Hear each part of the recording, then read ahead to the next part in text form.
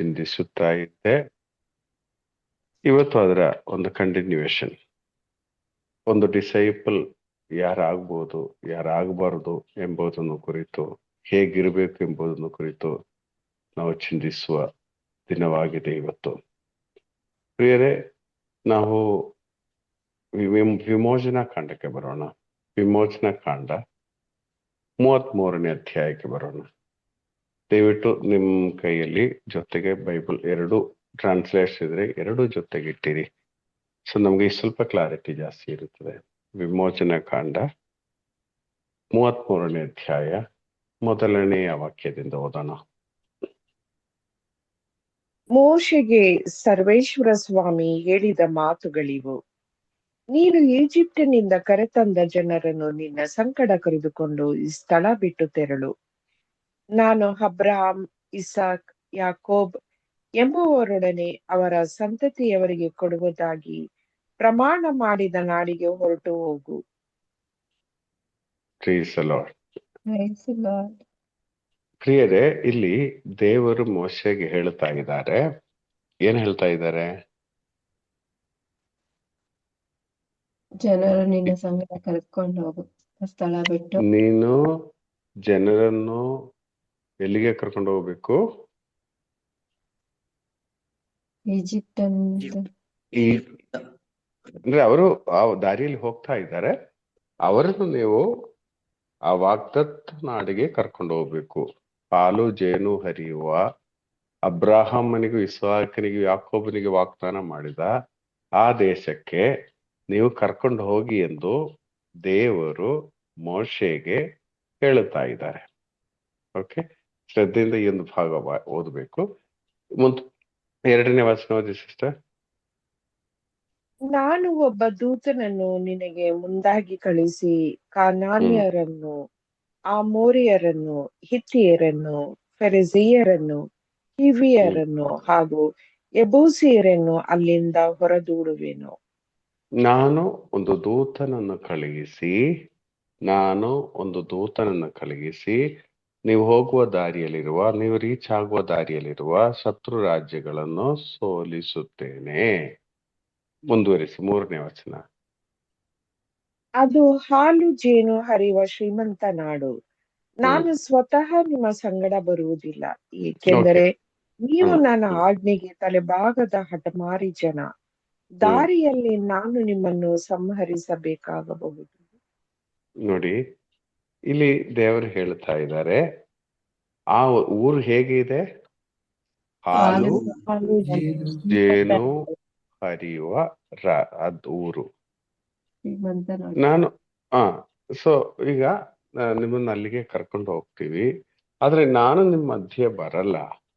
ಕಾರಣ ಏನಂದ್ರೆ, ನಿಮ್ಮ ಹಠಮಾರಿತನದಿಂದ ನಾನು ಕೆಲವೊಮ್ಮೆ ನಿಮ್ಮನ್ನು ಸಂಹರಿಸಬೇಕಾಗಿ ಬರುತ್ತದೆ. ಅದರಿಂದ ಏನು, ನಾನು ನಿಮ್ ಜೊತೆಗೆ ಬರಲ್ಲ. ಆದರೆ ನಾನು ನಿಮಗೆ ವಾಗ್ದಾನ ಮಾಡಿದ, ಅಬ್ರಾಹಮನಿಗೂ ಇಸಾಕನಿಗೆ ವಾಗ್ದಾನ ಮಾಡಿದ ಹಾಲು ಜೇನು ಹರಿಯುವ ನಾಡಿಗೆ ನಾನು ನಿಮ್ಮನ್ನು ಕರ್ಕೊಂಡು ಹೋಗ್ತೇನೆ. ಆದ್ರೆ ನಾನು ಮಾತ್ರ ಬರಲ್ಲ, ನಾನು ದೂತರನ್ನು ಕಳಿಸ್ತೀನಿ. KJ ಸರ್, ಇದರಲ್ಲಿ ಈ 3 ವಚನ ಓದುವಾಗ ನಿಮ್ ಮನಸ್ಸಿಗೆ ಏನ್ ಬಂತು? ಯಾಕಂದ್ರೆ ನಾವು ತುಂಬಾ ವಚನ ಓದಿ ಬಿಡುವುದಕ್ಕಿಂತ ನಾವ್ ಏನು ರಿಫ್ಲೆಕ್ಟ್ ಮಾಡ್ತಾ ಇದೀವಿ ಈ 3 ವಚನ ಓದುವಾಗ?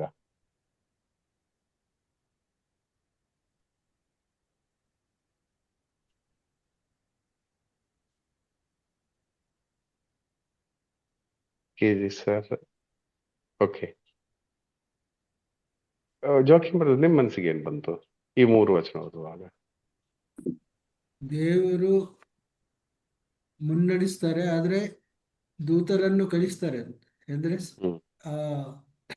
ನಮಗೆ ಯಾವಾಗ್ಲೂ ದೇವರು ನಮ್ಮ ಸಂಗಡ ಇದ್ದಾರೆ, ದೇವರು ನಮ್ಮನ್ನು ನಡೆಸ್ತಾರೆ. ಅದು ಅವರಾಗಿ ನಡೆಸ್ಬೋದು, ಆದ್ರೆ ದೇವರು ಯಾವಾಗ್ಲೂ ತಮ್ಮ ದೂತರನ್ನು ಕಳಿಸಿ ನಮ್ಮ ಸಂಗಡ ಇರ್ಲಿಕ್ಕೆ ಮತ್ತೆ ನಮ್ಮ ಶಕ್ತಿಯಲ್ಲಿ ಅಲ್ಲ, ಮನುಷ್ಯರ ಆಲೋಚನೆ ಪ್ರಕಾರ ಅಲ್ಲ, ದೇವರ ದೂತರು ಬಂದು ಅವರ ದಾರಿಯಲ್ಲಿ ಕೊಡಿಸ್ತಾರೆ. ಮತ್ತೆ ಯಾವ ವಿರೋಧ ಇದ್ರೂ ಕೂಡ ಅದು ವಿರೋಧ ಇದ್ರೂ ಕೂಡ ಅದು ಆ ವಿರೋಧವನ್ನು ಹಿಮ್ಮೆಟ್ಟಲು ಧೈರ್ಯವನ್ನು ಕೊಡ್ತಾರೆ. ಧೈರ್ಯವನ್ನು ಕೊಡ್ತಾರೆ. ಮತ್ತೆ ಓಕೆ ವಾಗ್ದಾನ ಮಾಡಿದ್ದು ಅದು ನೆರವೇರಿಸ್ತಾರೆ, ಅವರೇ ನೆರವೇರಿಸ್ತಾರೆ. ಅದಕ್ಕೋಸ್ಕರ ಓಕೆ ಓಕೆ ಓಕೆ ಇದು ಕೆಜೆ ಸರ್ ಇದ್ದೀರಾ? ಇಲ್ಲ.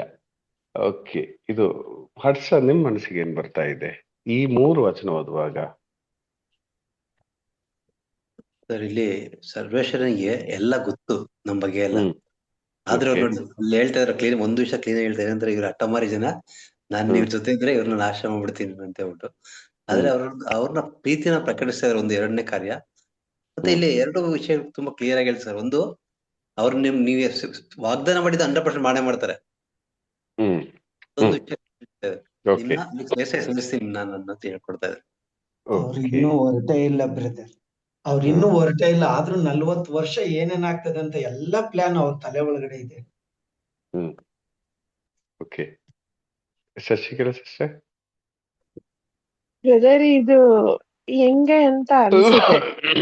ಏನಂದ್ರೆ ಶ್ರೀಮಂತ ನಾಡಿಗೆ ನಾನು ನಿಮ್ಮನ್ನ ಕಳಿಸ್ತೀನಿ ಅಂತ, ಜೊತೆಗೆ ನಾನ್ ಬರಕ್ ಹೋಗಲ್ಲ, ನೀವ್ ಒಂಥರ ಹಿಂಗೆ ಇವ್ರು ಮನ್ಸ್ ಮಾಡಿದ್ರೆ ಅವ್ರ ಹಠಮಾರಿ ಜನನ ಒಳ್ಳೆ ಜನ ಆತರ ನನ್ನೇ ವಿಚಾರ ಆತರ ಮಾಡ್ಬೋದಿತ್ತು.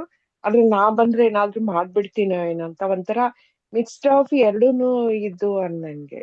ಇದು ಹೆಂಗೆ ಬ್ರದರ್? ಅದೇ ಇಲ್ಲಿ ಪ್ರಿಯರೇ, ಪ್ರೈಸ್ ಲಾರ್ಡ್ ಬ್ರದರ್. ಪ್ರೈಸ್ ಹಾ ಲಾರ್ಡ್ ಬ್ರದರ್ ಬ್ರದರ್. ಹೇಳಿ. ಹಾ ಬ್ರದರ್ ಹೇಳಿ. ದೇವರಿಗೆ ಎಲ್ಲಾನು ಮಾಡಕ್ ಸಾಧ್ಯ, ಆದ್ರೆ ತಾನು ಪ್ರೀತಿಸಿ ಕರೆದಿರ ಜನ ನನಗೆ ವಿಧೇಯರಾಗುತ್ತಾರ ಇಲ್ವಾ, ಹೇಗೆ ನಡೀತಾರ ಅನ್ನೋದ ನೋಡೋದಕ್ಕೆ ಅವರು ಇದನ್ನ ಇದು ಮಾಡ್ತಾ ಇದ್ರು. ಓಕೆ ಪ್ರಿಯರ್ ಇದ್ರೆ Actually brother, ಅಲ್ಲ ಅಂತ ಹೇಳಿ. ಈಗ ಅವ್ರು ನಮ್ಮ ಸೈಕಲ್ ಸಿಸ್ಟರ್ ಹೇಳಿದ್ರು, ದೇವ್ರು ಬಂದು ಅವ್ರನ್ನೇನಾದ್ರು ಬಂದ್ರೆ ಅವ್ರನ್ನೇನೋ ಬದಲಾವಣೆ ಮಾಡ್ಬೋದು ಅಂತ. ಈ 5-6 ವರ್ಷದಿಂದಾನೇ ಶಶಿಕಲಾ ಸಿಸ್ಟರ್ನೇ ಅವ್ರು ಬದಲಾವಣೆ ಮಾಡಿಲ್ಲ. ಕ್ವಶನ್ ಕೇಳೋದಿಲ್ಲ, ನಾ ಜನ ಬದಲಾವಣೆ ಮಾಡಕ್ಕಾಯ್ತು. ಕ್ವಶನ್ ಕೇಳಲಿ, ಈ ಕ್ವಶನ್ ಕೇಳಬೇಕು. ಆದ್ರೆ ಓಕೆ, ನಾವು ಅದ್ರ ಬಗ್ಗೆ ಧ್ಯಾನಿಸೋಣ. ಪ್ರಿಯರ್ ಇದರ ಬ್ಯಾಕ್ ಗ್ರೌಂಡ್ ಅಂತ ಹೇಳಿ ನಾವು ನೋಡೋದಾದ್ರೆ, ಇಸ್ರಾಯೇಲ್ ಜನರು ಅಂದ್ರೆ ಆನ್ ದ ವೇ, ಅವರ ಆನ್ ದ ವೇ ಇದ್ದಾರೆ. ಮೋಶೆ 40 ದಿನ ದೇವರೊಂದಿಗೆ ಮಾತನಾಡಲು ಸಿನಾಯಿ ಬೆಟ್ಟಕ್ಕೆ ಹೋದರು. 40 ದಿನ ಆಗಿ ಇನ್ನೂ 40 ದಿನ, 80 ದಿನ ಆಲ್ಮೋಸ್ಟ್ ಆಗಿದೆ. ಮೋಶೆ ಅಡ್ರೆಸ್ಸೇ ಇಲ್ಲ. ಆಗ ಜನ ಯೋಚನೆ ಮಾಡಿದ್ರು, ನಮ್ಗೊಂದು ದೇವರು ಬೇಕು. ಸೊ ಎಲ್ಲರೂ ಕತ್ತಿಂದ ಚಿನ್ನ ಎಲ್ಲ ತಗೊಂಡು ಎಣ್ಣೆ ಬೆಂಕಿಯಲ್ಲಿ ಹಾಕಿ ಅದು ಮೆಲ್ಟ್ ಮಾಡಿ ಒಂದು ಹೋರಿಯನ್ನು ಆರಾಧಿಸಿದರು. ಇದು ದೇವರಿಗೆ ತುಂಬಾ ಅಸಹ್ಯವಾದ ಒಂದು ಕಾರ್ಯ. ದೇವರಿಲ್ಲ, ಇವರನ್ನು ಕೊಂದಾಕಲು ಪ್ರಯತ್ನ ಪಡ್ತಾ ಇದ್ದಾರೆ. ಅಷ್ಟು ಅಸಹ್ಯವಾಗಿದೆ. ಅನ್ಯ ದೇವರನ್ನು ಅಂದ್ರೆ ನನ್ನನ್ನು ಬಿಟ್ಟು ಬೇರೆ ದೇವರುಗಳನ್ನು ಆರಾಧಿಸುವ ಈ ಮೂರ್ಖರು, ಈ ಏನ್ ಹೇಳ್ತೀರಾ ಹಠಮಾರಿಗಳು, ಈ ರೀತಿ ಇರುವ 32ನೇ ವಾಕ್ಯದಲ್ಲಿ ಹೀಗಿದೆ. ಇದೇ 32ನೇ ವಾಕ್ಯದಲ್ಲಿ ಆಗ ಮೋಶೆ ಅವರ ದೇವರ ಕೈ ಕಾಲಿಡಿದು, ಸ್ವಾಮಿ ನೀವು ಬೇಕಾದ್ರೆ ನನ್ನನ್ನು ಕೊಂದಾಕಿ, ಆದ್ರೆ ಇವರನ್ನು ಕ್ಷಮಿಸಿ ಎಂದೆಲ್ಲ ಬೇಡಿ ಒಂದು ಸೆಟ್ಟಿಲ್ ಮಾಡ್ತಾ ಇದ್ದಾರೆ. ಇನ್ನು ಶಶಿಕಲಾ ಸಿಸ್ಟರ್ ಹೇಳಿದ ಪಾಯಿಂಟ್ ಏನಂದ್ರೆ, ನೋಡಿ ನಮ್ಮನ್ನು ದೇವರು ಸರಿ ದಾರಿಯಲ್ಲಿ ಮುನ್ನಡೆಸ್ತಾರೆ, ಆದ್ರೆ ನಮ್ಗೆ ಕೊಟ್ಟಿರುವ ಫ್ರೀಡಮ್ ಅನ್ನು ದೇವರು ಎಂದಿಗೂ ಮುಟ್ಟಲ್ಲ. ಈಗ ಅವಳು ದೇವರು ಯೋಚನೆ ಮಾಡಿದ್ರೆ ಅವಳು ಹಣ್ಣು ತಿನ್ನದೇ ಇರಬಹುದಿತ್ತು, ಆದರೆ ಅವಳಿಗೆ ದೇವರು ಫ್ರೀಡಮ್ ಕೊಟ್ಟಿದ್ದಾರೆ. ಆ ಫ್ರೀಡಮ್ ಅನ್ನು ದೇವರ ಕೈಗೆ ತಗೊಳ್ಳಲ್ಲ. ದೇವರು ಬೇಕಾಗಿರೋ ದಾರಿಗಳೆಲ್ಲ ಸರಿ ರೂಟಲ್ಲಿ ಬರಬೇಕಾದ್ರೆ ಡೈರೆಕ್ಷನ್ ಕೊಡ್ತಾರೆ. ಡೈರೆಕ್ಷನ್ ಕೊಟ್ಟ ನಂತರ ಅವರು ನಮ್ಮ ಫ್ರೀಡಮ್ಗೆ ಅವ್ರ ಕೈ ಹಾಕಲ್ಲ. ನಮ್ಮ ಫ್ರೀಡಮ್ಗೆ ಅವ್ರ ಕೈ ಹಾಕ್ಬಿಟ್ಟಿದ್ರೆ, ನಾವು ಈಗ ರೋಬೋಟ್ಗಳು ಸುಮಾರು ಇದೆಯಲ್ಲ, ಎಲ್ಲ ಕೆಲಸ ಮಾಡೋ ರೋಬೋಟ್ಗಳಿದೆ, ಗೆದ್ದೆ ಕೆಲಸ ಮಾಡೋ ರೋಬೋಟ್ಗಳು ಇದೆ. ಆ ತರ ಒಂದು ರೋಬೋಟ್ಗಳ ಹಾಗೆ ಆಗ್ತಾ ಇತ್ತು. ಅದು ದೇವರಿಗೆ ಇಷ್ಟಿಲ್ಲ. ನಾವು ಸ್ವಂತವಾಗಿ ಡಿಸಿಷನ್ ಮೇಕಿಂಗ್ ಮಾಡುವ ಸ್ವಂತವಾಗಿ ತೀರ್ಮಾನಿಸುವ ವ್ಯಕ್ತಿಗಳಾಗಬೇಕು. ಆಗ ಮಾತ್ರ ಮಕ್ಕಳ ಸ್ವಾತಂತ್ರ್ಯ ಸಿಗ್ತದೆ. ರೋಬೋಟ್ಗಳಿಗೆ ಸ್ವಾತಂತ್ರ್ಯ ಇಲ್ಲ. ಮನುಷ್ಯನು ಸ್ವಿಚ್ ಆನ್ ಮಾಡುವ ಆ ಕಂಟ್ರೋಲ್ ಅಲ್ಲಿ ಈ ರೋಬೋಟ್ಗಳು ಚಲಿಸಬೇಕು. ಎಲ್ಲಿ ಸ್ವಾತಂತ್ರ್ಯವಿದೆ? ದೇವರು ನಮ್ಮನ್ನು ಅಷ್ಟು ಅಧಿಕವಾಗಿ ಪ್ರೀತಿಸ್ತಾ ಇದ್ದಾರೆ ಎಂಬುದಕ್ಕೆ ಲಕ್ಷಣವಾಗಿದೆ. ನಮಗೆ ಅವರು ಸ್ವಾತಂತ್ರ್ಯವನ್ನು ಕೊಟ್ಟಿದ್ದಾರೆ. ಪ್ಲೀಸ್ ಅಲ್ಲ. ಸೊ ನಮ್ಮ ಸ್ವಾತಂತ್ರ್ಯವನ್ನು ಹನಿಸಿ ನೀವು ಈ ಡೈರೆಕ್ಷನ್ಗೆ ಹೋಗಿ ಈ ಡೈರೆಕ್ಷನ್ಗೆ ಹೋಗಿ ಅಂತ ಹೇಳಿ ನಮ್ಮನ್ನು ಮುನ್ನಡೆಸುವುದು, ಅದು ನಮಗೆ ಸ್ವಾತಂತ್ರ್ಯ ಇಲ್ಲದೆ ಇರುವ ಒಂದು ಪರಿಸ್ಥಿತಿ ಉಂಟು ಮಾಡುತ್ತದೆ. ಸೊ ಅದರಿಂದ ಓಲ್ ಆಫ್ ಎ ಸಡನ್ ಅವರೇ ಡಿಸೈಡ್ ಮಾಡಿ ಅವ್ರಿಗೆ ಇಷ್ಟ ಇರುವ ಹಾಗೆ ಇವ್ರನ್ನ ಕರ್ಕೊಂಡು ಹೋಗಲ್ಲ. ಅವ್ರು ಏನ್ ಮಾಡ್ತಾರೆ ಅಂದ್ರೆ ನಿಮ್ಗೊಂದು ವಾಗ್ದಾನ ಮಾಡ್ತಾರೆ, ಆಯ್ತಾ? ಆ ವಾಗ್ದಾನವನ್ನು ಪೂರೈಸ್ತಾರೆ, ಅದು ಮಾತ್ರ ಗ್ಯಾರಂಟಿ. ಸೊ ಇಸ್ರಾಯೇಲ್ ಜನರಿಗೆ ದೇವರು ವಾಗ್ದಾನ ಮಾಡಿದರು. ಏನ್ ವಾಗ್ದಾನ ಮಾಡಿದರು? ನಾನು ನಿಮ್ಗೆ ಈಜಿಪ್ಟಿನ ಕರುವ ಹಾಲು ಜನ ಸೇರಿಸ್ತೀನಿ ಅಂತ. ಹಾಲು ಜೇನು ಹರಿಯುವ ಶ್ರೀಮಂತ ನಾಡು, ಶ್ರೀಮಂತ ನಾಡಿಗೆ ಕರ್ಕೊಂಡು ಹೋಗ್ತೀನಿ. ನಾನು ನಿಮ್ಗೆ ಹಾಲು ಜೇನು ಹರಿಯುವ ಶ್ರೀಮಂತ ನಾಡಿಗೆ ಕರ್ಕೊಂಡು ಹೋಗ್ತೀನಿ. ಇದು ದೇವರು ಅವರಿಗೆ ಕೊಟ್ಟ ವಾಗ್ದಾನವಾಗಿದೆ. ಆದರೆ ಕರ್ಕೊಂಡು ಹೋಗುವ ದಾರಿಯಲ್ಲಿ ಇವರು ದೇವರನ್ನು ಬಿಟ್ಟು ಬೇರೆ ರೂಟ್ ಹಿಡಿದರು. ಆಗ ದೇವರು ಏನ್ ಹೇಳಬಹುದಿತ್ತು?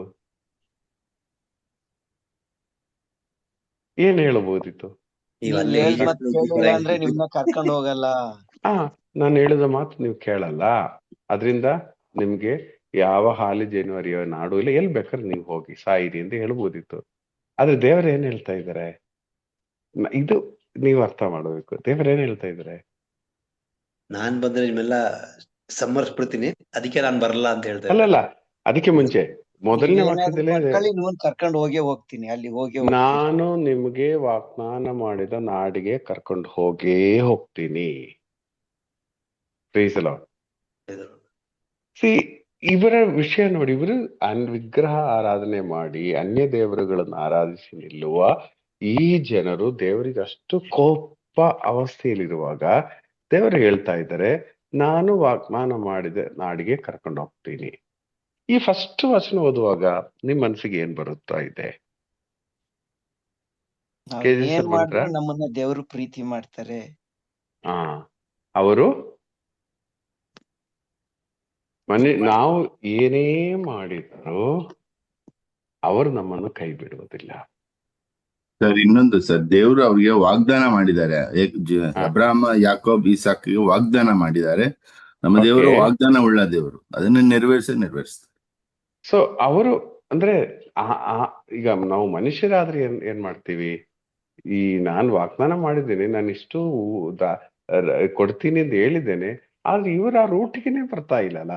ಅವ್ರಿಗೆ ಇಷ್ಟ ಬಂದ ಹಾಗೆ ಹೋಗ್ತಾ ಇದ್ರ, ನನ್ನ ವಿರುದ್ಧವಾಗಿ ಹೋಗ್ತಾ ಇದ್ರಲ್ಲ. ಓಕೆ, ವಾಗ್ದಾನ ಮಾಡಿದ್ರು ನಾನು ಯಾಕೆ ಕೊಡ್ಬೇಕಂತ ಪ್ರಶ್ನೆ ಬರ್ಬೋದಿತ್ತು. ಇನ್ನೊಂದು ವಿಷಯ ಇದ್ರಲ್ಲಿ ನಾವು ನೋಡೋದಾದ್ರೆ, ಪ್ರಿಯರೇ, ಎಲ್ಲಾ ಒಳ್ಳೆ ಕಾರ್ಯಗಳು ನಡೆಯುವಾಗ ನಾವು ಸಾಧಾರಣ ಏನ್ ಹೇಳ್ತೀವಿ? ಇವರು ಒಳ್ಳೆ ಮನುಷ್ಯರು, ಇವರು ಸಂತರುಗಳು ನೋಡಿ, ಅವರಿಗೆಲ್ಲ ದೇವರು ಕೊಡ್ತಾ ಇದ್ದಾರೆ. ಆದ್ರೆ ಇಲ್ಲಿ ನೋಡಿ, ಇಸ್ರಾಯೇಲ್ ಜನರು ಹೇಗಿದ್ದಾರೆ? ಪಕ್ಕಾ ದೇವರ ವಿರುದ್ಧವಾಗಿ ನಿಂತಿದ್ದಾರೆ, ದೇವರ ಮನಸ್ಸಿಗೆ ಅಷ್ಟು ನೋವು ಕೊಟ್ಟಿದ್ದಾರೆ. ಆದರೂ ದೇವರು ಹೇಳ್ತಾ ಇದ್ದಾರೆ, ನಿಮ್ಗೆ ನಾನು ವಾಗ್ದಾನ ಮಾಡಿದ ಊರಿಗೆ ಕರ್ಕೊಂಡು ಹೋಗ್ತೀನಿ. ಹಾಗಾದರೆ ಕೆಲವು ವಿಷಯಗಳು ನಮ್ಗೆ ಲಭಿಸದೇ ಇರಕ್ಕೆ ಕಾರಣ ಏನು? ನಮ್ಮ ಪಾಪಗಳ? ನಮ್ದೇ ಯಾವ್ದೋ ಒಂದು ಲೈಫ್ ಸ್ಟೈಲ್ ಅನ್ಸುತ್ತೆ ಬ್ರದರ್. ನೀವು ಯೋಚನೆ ಮಾಡಿ, ನೀವ್ ಹೇಳೋದಲ್ಲ, ದೇವ್ರು ಕೊಟ್ಟ ಒಂದು ಫ್ರೀಡಮ್ ಅಂತ ಹೇಳೋದಲ್ಲ, ನಮ್ದೇ ಒಂದು ಜೀವನ ಶೈಲಿಯಿಂದಾನೇ ನಾನು ಹಿಂಗ ಆಗ್ತಾ ಇದ್ದೀವಿ. ನನ್ಗೆ ಆಶ್ಚರ್ಯ ಆಗಿರೋದೇನಂದ್ರೆ, ದೇವರು ವಾಗ್ದಾನ ಮಾಡಿರೋ ವಿಷಯ ಇವರು ಪಾಪ ಮಾಡಿದ್ದಾರೆ. ನಾವು ಜನರಲ್ ಆಗಿ ಏನ್ ಹೇಳ್ತೀವಿ? ಏನಾದ್ರೂ ಹೆಚ್ಚು ಕಡಿಮೆ ಆದ್ರೆ ಇವರದೇನೋ ಮಿಸ್ಟೇಕ್ ಇದೆ, ಅದರಿಂದ ಇವರಿಗೆ ಹೀಗಾಯ್ತು, ಇವ್ರಿಗೇನೋ ಸಮಸ್ಯೆ ಇದೆ, ಅದರಿಂದ ಇವರಿಗೆ ಹೀಗಾಯ್ತು, ನೋಡಿ ಇವರೇನೋ ತಪ್ಪು ಮಾಡಿದ್ದಾರೆ, ಅದರಿಂದ ಹೀಗಾಯಿತು. ಹಾಗಾದ್ರೆ ಇಸ್ರಾಯೇಲ್ ಜನರಿಗೆ ಖಂಡಿತವಾಗಿ ದೇವರು ಹೇಳ್ಬೋದಿತ್ತು, ನಾನು ನಿಮ್ಗೆ ಅಲ್ಲಿ ಕರ್ಕೊಂಡು ಹೋಗಲ್ಲ, ಬೇಕಾದ್ರೆ ನೀವೇ ಹೋಗಿ, ನಾನು ಮಾತ್ರ ನಿಮ್ಮನ್ನು ಅಲ್ಲಿಗೆ ರೀಚ್ ಆಗುವಂತೆ ಬಿಡಲ್ಲ, ಯಾಕಂದ್ರೆ ಶತ್ರುಗಳಿದ್ದಾರೆ, ನೀವೇ ಯುದ್ಧ ಮಾಡಿ ಜಯಿಸಿ ಹೋಗಿ ಅಂತ ಹೇಳ್ಬೋದಿತ್ತು. ಅದರಿಂದ ಪ್ರಿಯರೇ, ಇಲ್ಲಿ ನಾವು ಅರ್ಥ ಮಾಡೋಣ, ನಮಗೆ ದೇವರು ಕೊಡುವ ಅನುಗ್ರಹಗಳು ನಮ್ಮ ಪರಿಶುದ್ಧಿಯ ಲಕ್ಷಣ ಏನೂ ಅಲ್ಲ ಮಾತ್ರ. ಇವರಿಗೆ ದೇವರು ತುಂಬಾ ಅನುಗ್ರಹ ಕೊಡೋದು, ಅದ್ಭುತಗಳು ಮಾಡ್ತಾ ಇದ್ರೆ, ಸೊ ಇವರು ತುಂಬಾ ಪರಿಶುದ್ಧರು ಅಂತ ಹೇಳಕ್ಕೆ ಇಲ್ಲ. ದೇವರು ವಾಗ್ದಾನ ಮಾಡಿದ್ದಾರೆ, ದೇವರು ವಾಗ್ದಾನ ಮಾಡಿದ್ರೆ ಅದು ನಮ್ಗೆ ಕೊಟ್ಟೆ ಕೊಡ್ತಾರೆ. ದೇವರು ವಾಗ್ದಾನ ಮಾಡಿದ್ದಾರೆ, ಅದು ನಮ್ಗೆ ಕೊಟ್ಟೆ ಕೊಡ್ತಾರೆ. ಆಯ್ತಾ? ಸೊ ಇದೊಂದು ಮೆಷರ್ಮೆಂಟ್ ಅಲ್ಲ. ನಮ್ಗೆ ಅನುಗ್ರಹ ಬರುವುದೆಲ್ಲ ನಮ್ಮ ಪರಿಶುದ್ಧಿಯ ಲಕ್ಷಣ ಅಲ್ಲ. ದೇವರು ನಮಗೆ ವಾಗ್ದಾನ ಮಾಡುವಾಗ, ಕೆಲವೊಮ್ಮೆ ನೀವೇ ಹೇಳ್ತಿರಲ್ಲ, ಅವ್ರೇನ್ ಪ್ರಾರ್ಥನೆನೇ ಮಾಡ್ತಾ ಇಲ್ಲ, ಆದ್ರೂ ನೋಡಿ ಅವರಿಗೆ ಎಷ್ಟು ಅನುಗ್ರಹ ಆಗ್ತಾ ಇದೆ. ನಾವು ಬೆಳಿಗ್ಗೆ ಎದ್ದು ಸಾಯ್ತಾ ಇದ್ದೀವಿ, ಆದ್ರೂ ನಮ್ಗೆ ಏನು ಸಿಗ್ತಾ ಇಲ್ಲಲ್ಲ. ಪ್ರಿಯರೇ, ನಮ್ಮ ಪ್ರಾರ್ಥನೆ ಆಗಲಿ, ನಮ್ಮ ಹಾರ್ಡ್ ವರ್ಕ್ ಆಗಲಿ, ಇದೇನೂ ಅಲ್ಲ. ದೇವರು ನಮ್ಗೆ ನೇಮಿಸಿರುವ ವಿಷಯಗಳು, ವಾಗ್ದಾನ ಮಾಡಿದ ವಿಷಯಗಳು ಅವ್ರು ನಮ್ಗೆ ಕೊಟ್ಟೇ ಕೊಡ್ತಾರೆ. ನಾವು ಹೇಗ್ ಬೇಕಾದ್ರೆ ಅದು ನಮ್ಗೆ ಕೊಟ್ಟೇ ಕೊಡ್ತಾರೆ. ಆದ್ರೆ ಇದರಲ್ಲಿ ಇರೋದು ಪ್ರಾಬ್ಲಮ್ ಏನಂದ್ರೆ, 2ನೇ ವಚನ ಏನು? ನಾನು ಒಬ್ಬ ದೂತನ್ನು ನಿಮಗೆ ಮುಂದಾಗಿ ಕಳುಹಿಸಿ ಕಾನ್ಯಾನ್ಯರನ್ನು, ಅಮೋರಿಯನ್ನು, ಹಿತ್ತಿಯರನ್ನು, ಪೆರಿಜಿಯರನ್ನು, ಹಿವ್ವಿಯರನ್ನು ಹಾಗೂ ಯೆಬೂಸಿಯರನ್ನು ಅಲ್ಲಿಂದ ಹೊರದೂಡುವೆನು. ನಾನ್ ನೋಡಿ ಏನ್ ಮಾಡ್ತೀನಿ ಅಂತ ಗೊತ್ತಾ? ನಿಮ್ ಶತ್ರುಗಳಾಗಿ ಬರ್ತಾರಲ್ಲ, ಅಮೋನ್ಯರು, ಆಮೇಲೆ ಈ ಗ್ರೂಪ್ಗಳಲ್ಲಿರೋ ಎಲ್ಲರನ್ನು, ಅವ್ರು ತುಂಬಾ ಶಕ್ತಿಶಾಲಿಗಳು, ಅವರನ್ನೆಲ್ಲ ಸೋಲಿಸಲು ನಾನು ದೂತನನ್ನು ಕಳಿಸ್ತೀನಿ, ನಿಮ್ಮನ್ನು ವಾಗ್ದತ್ತ ನಾಡಿಗೆ ತಲುಪಿಸುವನು. ಶಶಿಕಲಾ ಸಿಸ್ಟರ್, ಇಷ್ಟ ಆಗುವಾಗ ನಿಮ್ಮ ಒಂದು ರೆಸ್ಪಾನ್ಸ್ ಏನಿರ್ತದೆ? ನೀವೇನೇ ಮಾಡಿದ್ರು ನಾನು ನಿಮ್ಮನ್ನು ನಾಡಿಗೆ ತಲುಪಿಸ್ತೀನಿ. ಏನ್ ಹೇಳ್ತೀರಾ ಈಗ? ಯಾವಾಗ ದೇವ್ರು ಹೇಳ್ತಾ ಇದ್ದಾರೆ. ನೀವ್ ಹೇಳ್ರಲ್ಲ, ನೀವು ವಾಗ್ದಾನ ಮಾಡಿದ್ದಾರೆ ಅಂತ ಹೇಳ್ಬಿಟ್ಟು ದೇವರ ಕೊಟ್ಟ ವಾಗ್ದಾನಗಳನ್ನ ತೀರ್ಸ್ತಾರಂತೆ. ಯಾವಾಗ ಅದು ವಾಗ್ದಾನಗಳಾದ್ರೂ ಏನು ಅಂತ ಅನ್ಸ್ಬಿಡುತ್ತೆ. ಈಗ ನಾವು ನಮ್ದು ಇದು ಜೀವನ ನಡೀತಾ ಇದೆಯಲ್ಲ, ಅದು ನೋಡಕ್ ಹೋದ್ರೆ ಇನ್ನೇನ್ ಇಟ್ಟಿದಾರ ನಮ್ಗೆ ಅಂತ ಅನ್ಸುತ್ತೆ. ಈಗ ನಿಮ್ಗೆ ಏನು ಅಲ್ಟಿಮಮ್ ಏನ್ ಸಿಗ್ಬೇಕು? ನಮ್ ಜೀವನದ ಅಲ್ಟಿಮಮ್ ನಾನು ಹೇಳ್ತೀನಿ, ಏನೇನೋ ಕೇಳ್ತಾ ಇಲ್ಲ ನನ್ಗೆ. ಇಷ್ಟು ಲಕ್ಷದ ಲಾಟ್ರಿ ಹೊಡಿಬೇಕು, ಒಂದ್ ಇದು ಬೇಕು, ಅದು ಬೇಕು, ಏನಿಲ್ಲ. ನಿಮ್ದಂದಲ್ಲ, ಒಂದ್ ಸಣ್ಣ ಪುಟ್ಟದ್ದು ಮನೆ ನಿಮ್ದಂದಲ್ಲ. ಈಗ ಈ ಗ್ರೂಪ್ ಅಲ್ಲಿರುವ ಪ್ರತಿಯೊಬ್ಬರ ಜೀವನದ ಅಲ್ಟಿಮಮ್ ಗುರಿ ಏನಿರಬಹುದು? ಏನಾಗ್ಬೇಕು? ದೇವರ ಬಳಿ ಸೇರ್ಬೇಕು, ಸ್ವರ್ಗ ಸಾಮ್ರಾಜ್ಯ, ಅಷ್ಟೇ ನಮ್ಮ ಇದೇನಾ ನಮ್ಮ ಗುರಿ? ಇದೇನಾ ನಮ್ಮ ಗುರಿ? ನಿಜ, ದೇವರನ್ನು ಸೇರ್ಬೇಕು. ಹೌದಾ? ನಿಮ್ಗೆ ಈಗ ಆನ್ ದ ವೇ ನೀವು ಯೋಚನೆ ಮಾಡುವಾಗ ಸ್ವಲ್ಪ ತಲೆನೋವು ಸರಿಯಾಗಬೇಕು, ಸ್ವಲ್ಪ ಹಲ್ನೋವು ಸರಿಯಾಗಬೇಕು, ಸ್ವಲ್ಪ BP ಸರಿಯಾಗಬೇಕು, ಸ್ವಲ್ಪ ಇದೇನಾ ನಮ್ ಗುರಿ? ಅದು ಅಲ್ಟಿಮೇಟ್ ಆಗಿ ದೇವರ ಜೊತೆಗೆ ಐಕ್ಯ ಪಡ್ಬೇಕು, ಇದೇನಾ ನಮ್ ಗುರಿ? ಬ್ರದರ್, ಐಕ್ಯ ಪಡ್ಬೇಕು, ಅದು ಎಲ್ಲಾರ್ದು ಮನ್ಸಲ್ಲಿ ಇರೋದು. ಆದ್ರೆ ಐಕ್ಯ ಪಡೋದಿಕ್ಕೆ ಇದೆಲ್ಲ ಒಂಥರ ಡಿಸ್ಟರ್ಬೆನ್ಸ್ ತರ ಆಗ್ಬಿಡ್ತಾ ಇದೆ. ಇದು ನನ್ಗೆ ಅಂದ್ರೆ ಅದು ಇದೇ ಮಾಡಕ್ಕೆ ಕಾನ್ಸಂಟ್ರೇಟೇ ಮಾಡಕ್ ಬಿಡ್ತಾ ಇಲ್ಲ. ಇದೆಯಲ್ಲ, ಈ ರೋಗಗಳು, ಈ ಕೆಲವು ವಿಚಾರಗಳು ನಡೆಯೋ ನಮ್ದೇ ಒಂದು ಇದು ಪ್ರಾರ್ಥನೆಗಳು ಒಂದ್ ಸ್ವಲ್ಪ ನಾವ್ ಇಷ್ಟ ಕೇಳಿದ್ರು ಏನು ಇದಾಗೋದಿಲ್ಲ ಅಲ್ಲ ಅಂತ. ಎಲ್ಲ ಒಳ್ಳೇದೇ, ಯಾವ್ದು ಅಭ್ಯಾಸ ಇಲ್ಲ. ನಿಮ್ಮ ಯಾತ್ರೆಗಳು ನೀವು ಹೋಗ್ಬೇಕಾಗಿರೋ ದೇವರ ಆ ಒಂದು ಕಡೆಗೆ, ಆಯ್ತಾ? ಅಲ್ಲಿಗೆ ದೇವರು ತಲುಪಿಸಿದ್ರೆ ಸಾಕಲ್ಲ? ಅಲ್ಲಿಗೆ ದೇವರು ತಲುಪಿಸಿದ್ರೆ ಸಾಕಲ್ಲ? ತಲುಪಿಸಿದ್ರೆ ಮುಗೀತಲ್ವಾ ಅಂತ. ಅಲ್ಲಿಗೆ ನಿಮ್ ಟಾರ್ಗೆಟ್, ನಮ್ಮ ಒಬ್ಬೊಬ್ಬರ ಬಗ್ಗೆ ಇರುವ ದೇವರ ಟಾರ್ಗೆಟ್, ನಾವು ದೇವರ ಸನ್ನಿಧಿಯಲ್ಲಿ ರೀಚ್ ಆಗ್ಬೇಕು. ಓಕೆ, ದೇವರು ನಮ್ಮನ್ನು ಅಲ್ಲಿ ತಲುಪಿಸ್ತಾರೆ. ಮಾತ್ರ ಇಲ್ಲಿ ಇದೆ, ಶತ್ರುಗಳಿದ್ದಾರೆ, ಅವರನ್ನ ಯುದ್ಧ ಮಾಡಕ್ಕೆ ನಾನು ದೂತರುಗಳನ್ನು ಕಳಿಸ್ತೀವಿ. ಒಂದೊಂದು ಟೈಮಲ್ಲಿ ದೇವರು ಒಂದೊಂದು ರೀತಿಯಲ್ಲಿ ಮೇ ಬಿ ಆಫೀಸರ್ಸ್ಗಳ ಮುಖಾಂತರ, ಮೇ ಬಿ ಫ್ರೆಂಡ್ಸ್ಗಳ ಮುಖಾಂತರ, ಮೇ ಬಿ ಪ್ರೇ ಗ್ರೂಪ್ ಅಲ್ಲಿ ಇರುವವರ ಮುಖಾಂತರ ಕೆಲವ ಶತ್ರುಗಳನ್ನು ಸೋಲಿಸುವ, ಮೇ ಬಿ ಪ್ರಾರ್ಥನೆಯ ಇಂಟರ್ಸೆಷನ್ ಮುಖಾಂತರ ಏನೇನೋ ಒಂದು ದೇವರು ಮಾಡ್ತಾ ಇದ್ದಾರೆ. ಅದು ನಂಬ್ತೀರಾ ಚರ್ಚಿಗೆಲ್ಲ ಸಿಸ್ಟರ್? ನನ್ಗೆ ಏನ್ ಅನ್ಸುತ್ತೆ ಗೊತ್ತಾ ಬ್ರದರ್, ಹೇಳಿದ್ರೆ ಅದೊಂಥರ ಇದಾಗುತ್ತೆ. ಅವರೆಲ್ಲ ಅದು ಸರ್ವಿಸ್ ರೋಡ್ ಟೋಲ್ ಫ್ರೀ ರೋಡಲ್ಲಿ ಬರ್ರಂತ ಹೋಗ್ತಾ ಇದಾರೆ ಏನೋ, ನಾವ್ ಮಾತ್ರ ಹಿಂಗೆ ಹಳ್ಳ ಕೊಳ್ಳ ರೋಡಲ್ಲಿ ಹೋಗಿ ತಲುಪ್ತೀವಿ. ಇಬ್ರದ್ದು ಒಂದೇ ಇದು, ಆ ತರ ರೋಡಲ್ಲಿ ಹೋಗ್ತಿದ್ದೀನಿ ಏನೋ ನಾನು ಅನ್ಸುತ್ತೆ. ಹಿಂಗೆ ಕೆಲವ್ರು ಏನು ಪ್ರೇಯರ್ಸ್ ಇಲ್ದೆ, ಏನು ಇದಿಲ್ದೆ, ಯಾವ್ದಿಲ್ದೆ ಆರಾಮ್ ಆ ಕಡೆ ರೋಡಲ್ಲಿ, ನಮ್ದು ಈ ಕಡೆ ರೋಡಲ್ಲಿ ಅಂತ ಅನ್ಸುತ್ತೆ. ಇಬ್ರು ಹೋಗಿ ಒಂದೇ ಕಡೆ ಸೇರ್ತೀವಿ. ಇಬ್ರು ಹೋಗಿ ಒಂದೇ ಕಡೆ ಸೇರ್ತಾರೆ ಎಂಬುದು ಕ್ವಶನ್ ಮಾರ್ಕ್ ಇದೆ. ಈಗ ನಾವು ದೇವರ ಸನ್ನಿಧಿಯಲ್ಲಿ ತಲುಪ್ತೀವಿ, ಅವ್ರು ತಲುಪ್ತಾರ ಎಂಬುದು ಏನ್ ಗ್ಯಾರಂಟಿ ಇದೆ? ಇದೆಯಾ? ಇಲ್ಲ ತಲುಪಿಸ್ತಾರೆ ಬ್ರದರ್, ನಾವ್ ಪಕ್ಕ ನೋಡ್ತಾ ಇದ್ರೆ ತಲುಪ್ತಾರೆ. ಆರಾಮ್ ತಲುಪ್ತಾರೆ ಅವರು. ಅವರು ಈಗ್ಲೇ ಇಷ್ಟ್ ಚೆನ್ನಾಗಿದಾರಂದ್ರೆ ಇನ್ನೆಂಗೆ. ಅವರು ಹೋಗುವ ರೂಟ್ ಎಲ್ಲ ಬೇಕಾದ್ರೆ 5 ಸ್ಟಾರ್ ಹೋಟೆಲ್ಗಳು, ಬೇಕಾದ್ರೆ ಅಷ್ಟು ಕನ್ವೀನಿಯಂಟ್ ಆಗಿರೋ ರೂಟ್ ಇರ್ಬೋದು. ಆದ್ರೆ ಇವರೆಲ್ಲ ದೇವರ ಹತ್ತಿರಕ್ಕೆ ತಲುಪ್ತಾರೆ ಎಂಬುದಕ್ಕೆ ಏನ್ ಗ್ಯಾರಂಟಿ ಇದೆ? ಆದ್ರೆ ನಿಮ್ ವಿಷಯದಲ್ಲಿ ನೀವು ದೇವರ ಹತ್ತಿರಕ್ಕೆ ತಲುಪ್ತೀರಿ. ಈ ಒಂದು ಗ್ಯಾರಂಟಿ ನಿಮ್ಗೆ ಇದೆಯಲ್ಲ. ಈ ಗ್ಯಾರಂಟಿ ನೀವು ಹೇಳುವ ಜನರಿಗೆಲ್ಲ ಇದೆಯಾ? ಇಲ್ಲ. ಇವರಿಗೆ ಅದು ವಾಗ್ದಾನ ಮಾಡಿದಾರೆ, ನಮ್ಗೆ ಗೊತ್ತಿಲ್ಲ. ಸೊ ಪ್ರಿಯರೇ, ಇಲ್ಲಿ ನಾವು ಅರ್ಥ ಮಾಡಬೇಕಾಗಿರುವುದು, ಇನ್ನು ಇದು ಕಂಪ್ಲೀಟ್ ಮಾಡೋ ಗೊತ್ತಾಗ್ತದೆ. 2ನೇ ವಚನದಲ್ಲಿ ನಾನು ದೂತರನ್ನು ಕಳಿಸ್ತೀವಿ ಅಂತ ಹೇಳಿದ್ದಾರೆ. 3ನೇ ವಚನದಲ್ಲಿ ದೇವರೊಂದು ಮಾತು ಹೇಳ್ತಾ ಇದ್ದಾರೆ. 3ನೇ ವಚನ ಓದಿ. ಅದು ಆಲೋಚನೆಯನ್ನು ಅರಿಯುವ ಶ್ರೀಮಂತ ನಾಡು, ನಾನು ಸ್ವಂತ ನಿಮ್ಮ ಸಂಗಡ ಬರುವುದಿಲ್ಲ, ಏಕೆಂದರೆ ನೀವು ನನ್ನ ಆಜ್ಞೆಗೆ ತಲೆಬಾಗದೆ ಹಠಮಾರಿ ಜನ, ದಾರಿಯಲ್ಲೇ ನಾನು ನಿಮ್ಮನ್ನು ಸಂಹರಿಸಬೇಕಾಗಬಹುದು. ಓಕೆ, ಸೊ ಇಲ್ಲಿ ದೇವರೊಂದು ಮಾತು ಹೇಳ್ತಾ ಇದ್ದಾರೆ. ಈಗ ನಾನು ನಿಮ್ ಜೊತೆಗೆ ಬರುವಾಗ ನಾನು ಅಂದ್ರೆ ನೀವು ಈ ರೀತಿ ಒಂಥರ ಒಣಗೊಟ್ಟುವುದು, ಹಠಮಾರಿ ತರ ತೋರಿಸೋದು ಕಂಡ್ರೆ ನಾನು ಕೆಲವೊಮ್ಮೆ ನಿಮ್ಮನ್ನು ಕೊಂದಾಕ್ಬೇಕಾಗತ್ತೆ. ಅದು ನನ್ಗೆ ಇಷ್ಟ ಇಲ್ಲ. ಆದುದರಿಂದ ನಾನು ನಿಮ್ ಜೊತೆಗೆ ಬರಲ್ಲ. ಆದ್ರೆ ನಿಮ್ಮನ್ನು ನಾನು ಈ ಹಾಲು ಜೇನು ಹರಿಯುವ ಊರಿಗೆ ತಲುಪಿಸ್ತೀನಿ.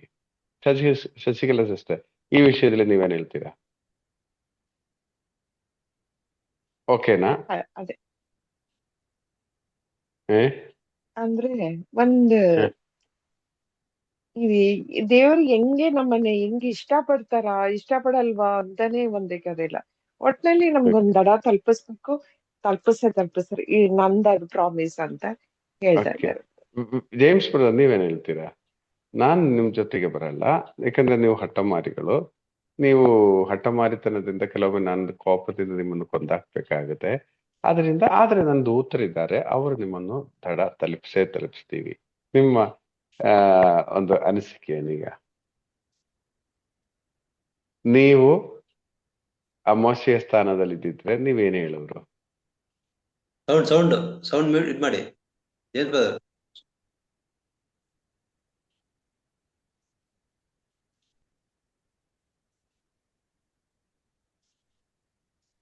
ಬ್ರದರ್, ಏನಾಗತ್ತೆ ಈಗ, ನಾನೊಂದು ಕಡೆ ಹೋಗ್ತೇನಂತ ಯೋಚಿಸೋಣ.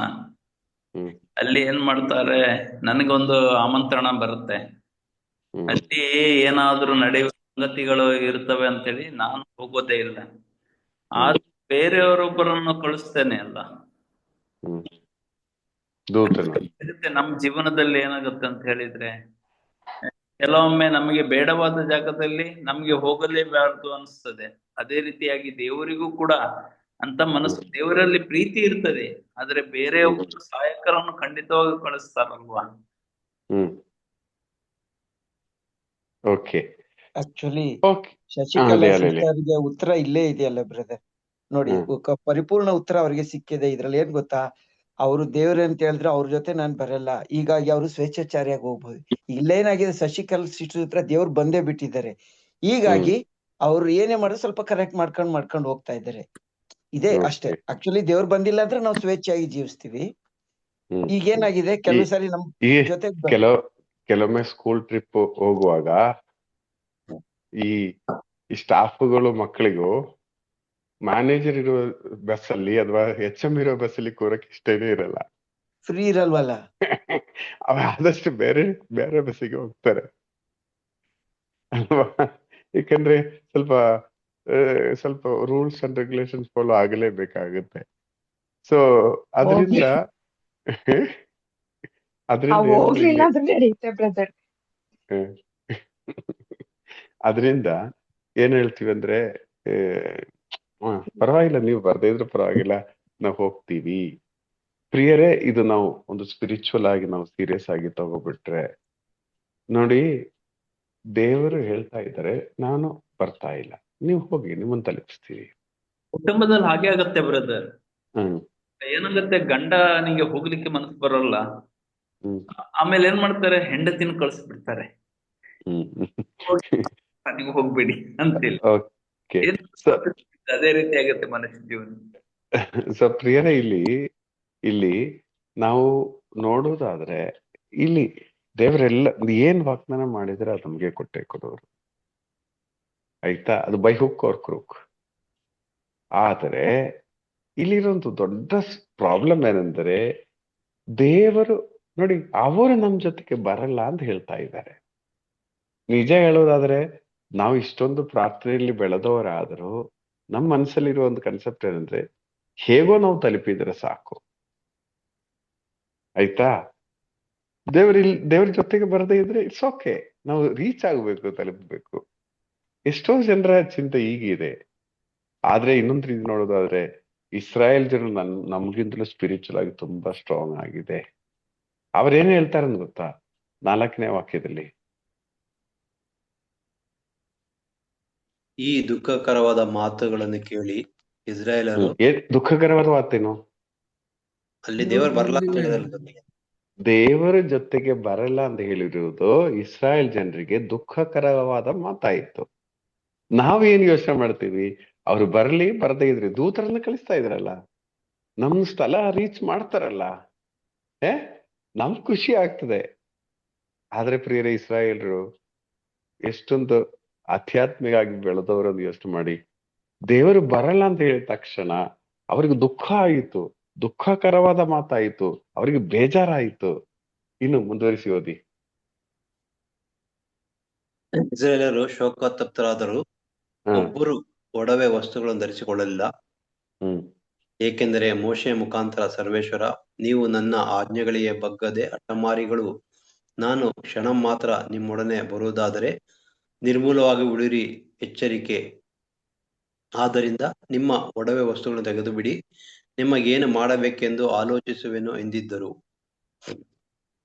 ಸೊ ಪ್ರಿಯರೇ, ಇಲ್ಲಿ ನೋಡಿ, ಪ್ರಾಬ್ಲಮ್ ಏನಂದ್ರೆ, ಅವರ ಒಡವೆ, ಅವರ ಆ ಒಂದು ಅವಸ್ಥೆಗೆ ತುಂಬಾ ಪ್ರಾಮುಖ್ಯತೆ ಕೊಟ್ರು. ದೇವರು ಬರದೇ ಇದ್ರು ಪರವಾಗಿಲ್ಲ ಅಂತ ರೀತಿಯಲ್ಲಿ ಇರುವ ಒಂದು ಕಾನ್ಸೆಪ್ಟ್ ಮುಂಚೆ ಇತ್ತೋ ಏನೋ, ಅದೀಗ ಅವರಿಗೆ ಅರ್ಥ ಆಯ್ತು. ಅವರು ಈ ತರ ಕಂಫರ್ಟ್ ಝೋನ್ ಅಂತೇಳಿ ಯೋಚನೆ ಮಾಡುವ, ಅವರಿಗೆ ಆಡಂಬರ ಎಂಬ ರೀತಿಯಲ್ಲಿ ಯೋಚನೆ ಮಾಡುವ ವಿಷಯಗಳು ಅವರು ತೆಗೆದಾಕ್ತಾ ಇದ್ದಾರೆ, ಒಡವೆಗಳು ಅವರು ತೆಗೆದಾಕ್ತಾ ಇದ್ದಾರೆ. ಯಾಕಂದ್ರೆ ಇನ್ನು ಮುಂದೆ ಏನಾದ್ರೂ ಈ ತರ ತಪ್ಪು ಮಾಡಿಬಿಟ್ರೆ, ಗೋರಿಗಳನ್ನು ರೆಡಿ ಮಾಡಿದ್ರೆ ಅವರು ಆ ಒಡವೆ ಎಲ್ಲ ತೆಗೆದಾಕ್ತಾ ಇದ್ದಾರೆ. ಪ್ರಿಯರೇ, ಅಂದ್ರೆ ಒಡವೆ ಅಂತ ಹೇಳುವಾಗ ಚಿನ್ನ ಮಾತ್ರ ಅಲ್ಲ, ಅವರ ಮೈಂಡ್ ಸೆಟ್ ಅಲ್ಲಿ ದೇವರಿಗಿಂತ ಮಿಗಿಲಾಗಿ ಸ್ಥಾನ ಕೊಡುವ ಎಲ್ಲವನ್ನ ತೆಗೆದಾಕ್ತಾ ಇದ್ದಾರೆ. ಈಗ ಶಶಿಕಲಾ ಸಿಸ್ಟರ್ ಹೇಳಿದ ಸ್ಟೈಲ್ ನೋಡೋದಾದ್ರೆ, ನಮ್ಮ ಕಂಫರ್ಟ್ ಝೋನ್ ಎಲ್ಲ ನಾವು ಬದಿಗುತ್ತುತ್ತಾ ಇದ್ದಾರೆ. ಕಾರಣ ದೇವರು ನಮ್ ಜೊತೆಗೆ ಬರಬೇಕು. ಅವ್ರಿಗೆಲ್ಲ ಇದೆ, ಅವ್ರೇನು ಪ್ರಾರ್ಥನೆ ಮಾಡ್ತಾ ಇಲ್ಲ, ಅವರು ಸರ್ವಿಸ್ ರೋಡ್ ಅಲ್ಲಿ ಹೋಗ್ತಾ ಇದ್ದಾರೆ. ನಾವು ಹೇಳುವಾಗ ಅವರ ಒಂದು ವರ್ಲ್ಡ್ಲಿ ಖುಷಿ, ವರ್ಲ್ಡ್ಲಿ ಕಂಫರ್ಟ್ ಮಾತ್ರ ಅವ್ರು ನೋಡುವುದು. ಆದ್ರೆ ಪ್ರಿಯರೇ, ದೇವರು ನಮ್ಮ ಜೊತೆಗೆ ಸಂಚರಿಸುವಾಗ ಇರುವ ಆ ಒಂದು ಅವಸ್ಥೆ ಇದೆಯಲ್ಲ, ಇಸ್ರಾಯೇಲ್ ಜನರಿಗೆ ಅದ್ರ ಚೆನ್ನಾಗಿ ಗೊತ್ತಿತ್ತು. ದೇವರ ಜೊತೆಗೆ ದೂತರು ಬಂದ್ರು ಬೇಡ, ನನ್ಗೆ ದೇವರೇ ಬೇಕು ಎಂಬ ರೀತಿಯಲ್ಲಿ ಇಸ್ರಾಯೇಲ್ ಜನರು ಹಠ ಹಿಡಿತಾ ಇದ್ದಾರೆ. ಪ್ರಿಯರೇ, ಹಾಲು ಜೇನು ಹರಿಯುವ ನಾಡಿಗೆ ನಿಮ್ಮನ್ನು ಕರ್ಕೊಂಡು ಹೋಗ್ತೀನಿ ಅಂತ ಹೇಳಿದ್ದಾರೆ ದೇವರು. ಆದ್ರೆ ಇಸ್ರಾಯೇಲ್ ಜನ ಅದಕ್ಕೆ ರೆಡಿ ಇಲ್ಲ. ನೀವು ಬರಲೇಬೇಕು, ನೀವು ನಮ್ಮ ಜೊತೆಗೆ ಸಂಚರಿಸಲೇಬೇಕು. ಪ್ರಿಯರೇ, ಪ್ರಾರ್ಥನೆಯಲ್ಲಿ ಬೆಳೆದ ನಾವುಗಳು ಸಹ ಎಷ್ಟೋ ಬಾರಿ ನಾವು ಈ ಒಂದು ಸೆಕೆಂಡ್ ಲೆವೆಲ್ಗೆ ನಾವು ಹೋಗುವರು. ನಮ್ಗೆ ಅಗತ್ಯ ಸಾಧಿಸಿದರೆ ಸಾಕು. ದೇವರು ಬರ್ಲಿ ಬರ್ದೇ ಇರಲಿ. ಪ್ರಿಯರೇ, ಏನೇ ಅಗತ್ಯಗಳು ಪೂರೈಸಲ್ಪಟ್ರು, ಏನೇ ಅದ್ಭುತಗಳು ಗುರುತುಗಳು ಸಂಭವಿಸಿದ್ದರು, ದೇವರು ನಮ್ಮ ಜೊತೆಗೆ ಇಲ್ಲದೆ ಇದೆ, ನಮ್ಮ ಪ್ರಯಾಣ ಎಲ್ಲ ವ್ಯರ್ಥವಾಗುತ್ತದೆ. ಇದು ಅರ್ಥ ಮಾಡುವ ಆ ಕೃಪೆ ಇಸ್ರಾಯೇಲ್ ಜನರಿಗಿತ್ತು. ಇನ್ನೊಂದು ವಿಷಯ ನಾವು ನೋಡೋಣ. ಈಗ ಶಶಿಕಲಾ ಹೇಳಿದಾಗ ಮತ್ತಾಯನ ಶುಭ ಸಂದೇಶದಲ್ಲಿ 27ನೇ ಅಧ್ಯಾಯ 46ನೇ ವಾಕ್ಯದಲ್ಲಿ, ಮತ್ತಾಯನ ಶುಭ ಸಂದೇಶ 27:46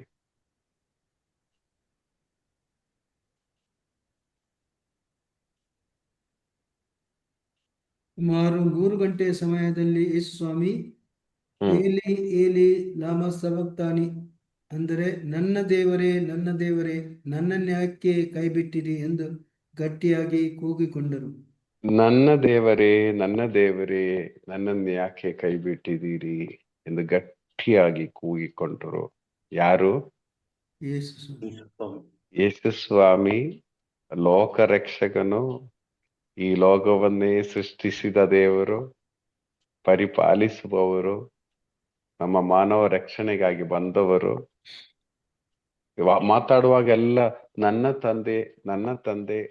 ತಂದೆ ಎಂದು ಮಾತ್ರ ಕರೆದವರು. ಈಗ ಏನ್ ಹೇಳ್ತಾ ಇದ್ದಾರೆ? ನನ್ನ ದೇವರೇ ಎಂದು.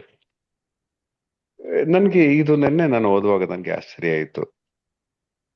ಈ ನನ್ನ ದೇವರೆಲ್ಲಾ ಕಡೆನೂ ನನ್ನ ತಂದೆ, ನನ್ನ ಪಿತನು, ನಾನು ಪಿತನು ಒಂದಾಗಿರುವಂತೆ ನೀವು ಒಂದಾಗಿರಿ ಎಂದೆಲ್ಲ ಹೇಳುವ ಅಲ್ವಾ? ಇಲ್ಲಿ ಯಾಕೆ ನನ್ನ ದೇವರೇ ಎಂದು ಕರೀತಾ ಇದ್ದಾರೆ? ಹೇಳ್ತೀರಾ? ಅವರು ಮನುಷ್ಯನಾಗಿ ಆ ಪಾಪಗಳನ್ನ ಒತ್ಕೊಂಡಿರುವಾಗ ದೇವರಿಂದ ದೂರ ಆದ ಒಂದು ಅನುಭವ. ಹಾಗಾಗಿ ಮನುಷ್ಯನಾಗಿ ಅವರು ಆ ರೀತಿ ಹೇಳ್ಬೋದು. ನೋಡಿ, ಆ ಒಂದು ಮನುಷ್ಯನ ರಕ್ಷಣೆಗಾಗಿ ಮನುಷ್ಯನಾಗಿ ಪೂರ್ಣ ಮನುಷ್ಯನಾಗಿ ಮಾರ್ಪಾಡಾಗಿರುವ ಸಮಯ. ನಮ್ಮ ರಕ್ಷಣೆಯ ಕಂಪ್ಲೀಷನ್ ಮಾಡಕ್ಕೆ ಪೂರ್ಣ ಮನುಷ್ಯನಾಗ್ಬಿಟ್ಟಿದ್ದಾರೆ. ನಾವು ಹೇಳುವುದು ಕೆಲವೊಮ್ಮೆ ಅವರೆಲ್ಲ ದೇವರು ತಾನೆ, ದೇವರಿಗೆಲ್ಲ ಸಾಧ್ಯ ಅಲ್ವಾ? ಆದರೆ ಪೂರ್ಣ ಮನುಷ್ಯನಾಗಿ ಕೂಗಾಡುತ್ತಾ ಇದ್ದಾರೆ, ನನ್ನ ದೇವರೇ ನನ್ನನ್ನೇಕೆ ಕೈ ಬಿಟ್ಟಿದ್ದೀರಾ? ನೋಡಿ, ದೇವರಾದರೂ ಅವರು ಆ ಒಂದು ಟಾರ್ಗೆಟ್ ರೀಚ್ ಆಗಲು ಪಿತ ದೇವನು ಕೊಟ್ಟಿರುವ ಆ ಒಂದು ಲಕ್ಷ್ಯವನ್ನು ಪೂರೈಸಲು ಈ ರೀತಿ ಸಹಿಸಬೇಕಾಗಿ ಬಂದರೆ ನಾವು ಎಷ್ಟರ ಅವರು. ಇದು ಸರ್ವಿಸ್ ರೋಡ್ ಅಲ್ಲ ಅವರಿಗೆ, ಇದು ಮೇಜರ್ ರೋಡ್. ಅವರು ಇದು ದಾಟಿ ಹೋಗಲೇಬೇಕು. ಪ್ರಿಯರ, ಕೆಲವು ವಿಷಯಗಳು ನಾವು ದಾಟಿ ಹೋಗಬೇಕಾದ ವಿಷಯಗಳು ನಾವು ದಾಟಿ ಹೋಗಲೇಬೇಕು. ನೀವು ಯೋಚನೆ ಮಾಡಬಹುದಿತ್ತು, ಪಿತ ದೇವರು ತಾನೆ ಇದೆಲ್ಲ ಮಾಡೋದು, ಅವ್ರು ಯಾಕೆ ಒಂದು ನಿಮಿಷದಲ್ಲಿ ಇವರಿಗೆ ಬಿಡುಗಡೆಯನ್ನು ಕೊಟ್ಟು ಮಗನನ್ನು ರಕ್ಷಿಸಬಾರ್ದ? ಕೆಲವು ವಿಷಯಗಳು ನಡೆಯಲೇಬೇಕು. ಆದ್ರೆ ಎಲ್ಲ ದೇವರ ಕಂಟ್ರೋಲ್ ಅಲ್ಲೇ ಇದೆ. ಎವ್ರಿಥಿಂಗ್ ದೇವರ ಕಂಟ್ರೋಲ್ ಅಲ್ಲೇ ಇದೆ. ಆದ್ರೆ ಅವರು ದೇವರನ್ನು ಬಿಟ್ಟು ಹೋಗಲಿಲ್ಲ. ದೇವರನ್ನೇ, ಆ ಪಿತನನ್ನೇ ಕನೆಕ್ಟ್ ಆಗಿ ಇಟ್ಟಿದ್ದಾರೆ, ಕನೆಕ್ಷನ್ ಅಲ್ಲಿ ಇಟ್ಟಿದ್ದಾರೆ. ಸೊ ಪ್ರಿಯರೇ, ಇನ್ನೋರಿ ನಾವು ಒಂದು ಸನ್ನಿವೇಶ ನಾವು ಅರ್ಥ ಮಾಡೋದಾದ್ರೆ, ಈಗ ಶೆವಲಿಯರ್ ಸಿರಿಲ್ ಜೋನ್ ಅವರಿದ್ದಾರೆ. ಶೆವಲಿಯರ್ ಸಿರಿಲ್ ಜೋನ್ ಅವರ ಮಿಸ್ಸಿಸ್, ಅವರ ಫಸ್ಟ್ ವೈಫ್ ಸುಮಾರು ಅವರು ಒಂದು ಸರ್ವಿಸ್ ಟೀಮ್ ಕೋಆರ್ಡಿನೇಟರ್ ಆಗಿದ್ರು, ನ್ಯಾಷನಲ್ ಸರ್ವಿಸ್ ಟೀಮ್ ಕೋಆರ್ಡಿನೇಟರ್ ಆಗಿದ್ರು. ನ್ಯಾಷನಲ್ ಸರ್ವಿಸ್ ಟೀಮ್ ಕೋಆರ್ಡಿನೇಟರ್ ಆದ ಸಮಯದಲ್ಲಿ ಇವರು ಇಂಟರ್ಸೆಕ್ಷನ್ಗಾಗಿ ಲೋಕ ರಾಷ್ಟ್ರಗಳಲ್ಲಿ ಓಡಾಡುತ್ತಾ ಇದ್ದಾರೆ, ವಚನ ಕೊಡಕ್ಕೆ ಮುನ್ನಡೆಸ್ತಾ ಇದ್ದಾರೆ. ಅವರು ಕ್ಯಾನ್ಸರ್ ರೋಗದಿಂದ ನರಳುತ್ತಾ ಇರುವಂತ ಪರಿಸ್ಥಿತಿ. ಇಡೀ ಇಂಟರ್ಸೆಕ್ಷನ್ ನೆಟ್ವರ್ಕ್ ಅಲ್ಲಿ ಇರುವವರೆಲ್ಲರೂ ಇವರಿಗಾಗಿ ಪ್ರಾರ್ಥಿಸಿದ್ರು. ಇಂಟರ್ನ್ಯಾಷನಲಿ ಅವರಿಗಾಗಿ ಪ್ರಾರ್ಥನೆಗಳು ನಡೆಯಿತು. ಓಕೆ, ತುಂಬಾ ಸಫರ್ ಮಾಡಿ ಕ್ಯಾನ್ಸರ್ ರೋಗದಿಂದ ನರಳಿ ಕೊನೆಯಲ್ಲಿ ಅವರು ತೀರಿ ಹೋದರು. 3 ಮಕ್ಕಳಿದ್ರು ಆಗ. ತೀರಿ ಹೋದ್ರು. ಜನ ಏನ್ ಹೇಳ್ತಾರೆ? ಇವರೆಲ್ಲ ಇಷ್ಟು ಪ್ರಾರ್ಥಿಸಿ ಪ್ರಯೋಜನ ಅಂತ ಹೇಳ್ತಾರೆ. ಏ ಏನು ಪ್ರಯೋಜನ ಅಂತ ಹೇಳ್ತಾರೆ ಏನು ಏನ್ ಏನು ಪ್ರಯೋಜನ ಅಲ್ವಾ? ಈ ಪ್ರಶ್ನೆಗಳೆಲ್ಲ ಕಡೆಯಿಂದ ಬಂತು. ಆದ್ರೆ ಅವರ ಮನಸ್ಸಿನಲ್ಲಿ ಮಾತ್ರ ದೇವರು ಕರೆದಿದ್ದಾರೆ, ದೇವರ ಚಿತ್ತ. ಅವರಲ್ಲಿ ಕಂಪ್ಲೇಂಟ್ ಕ್ವಶನ್ ಮಾರ್ಕೆ ಅವರಲ್ಲಿ ಕಾಣಲಿಲ್ಲ. ದೇವರು ತುಂಬಾ ಕಷ್ಟಪಟ್ಟಿದ್ರು.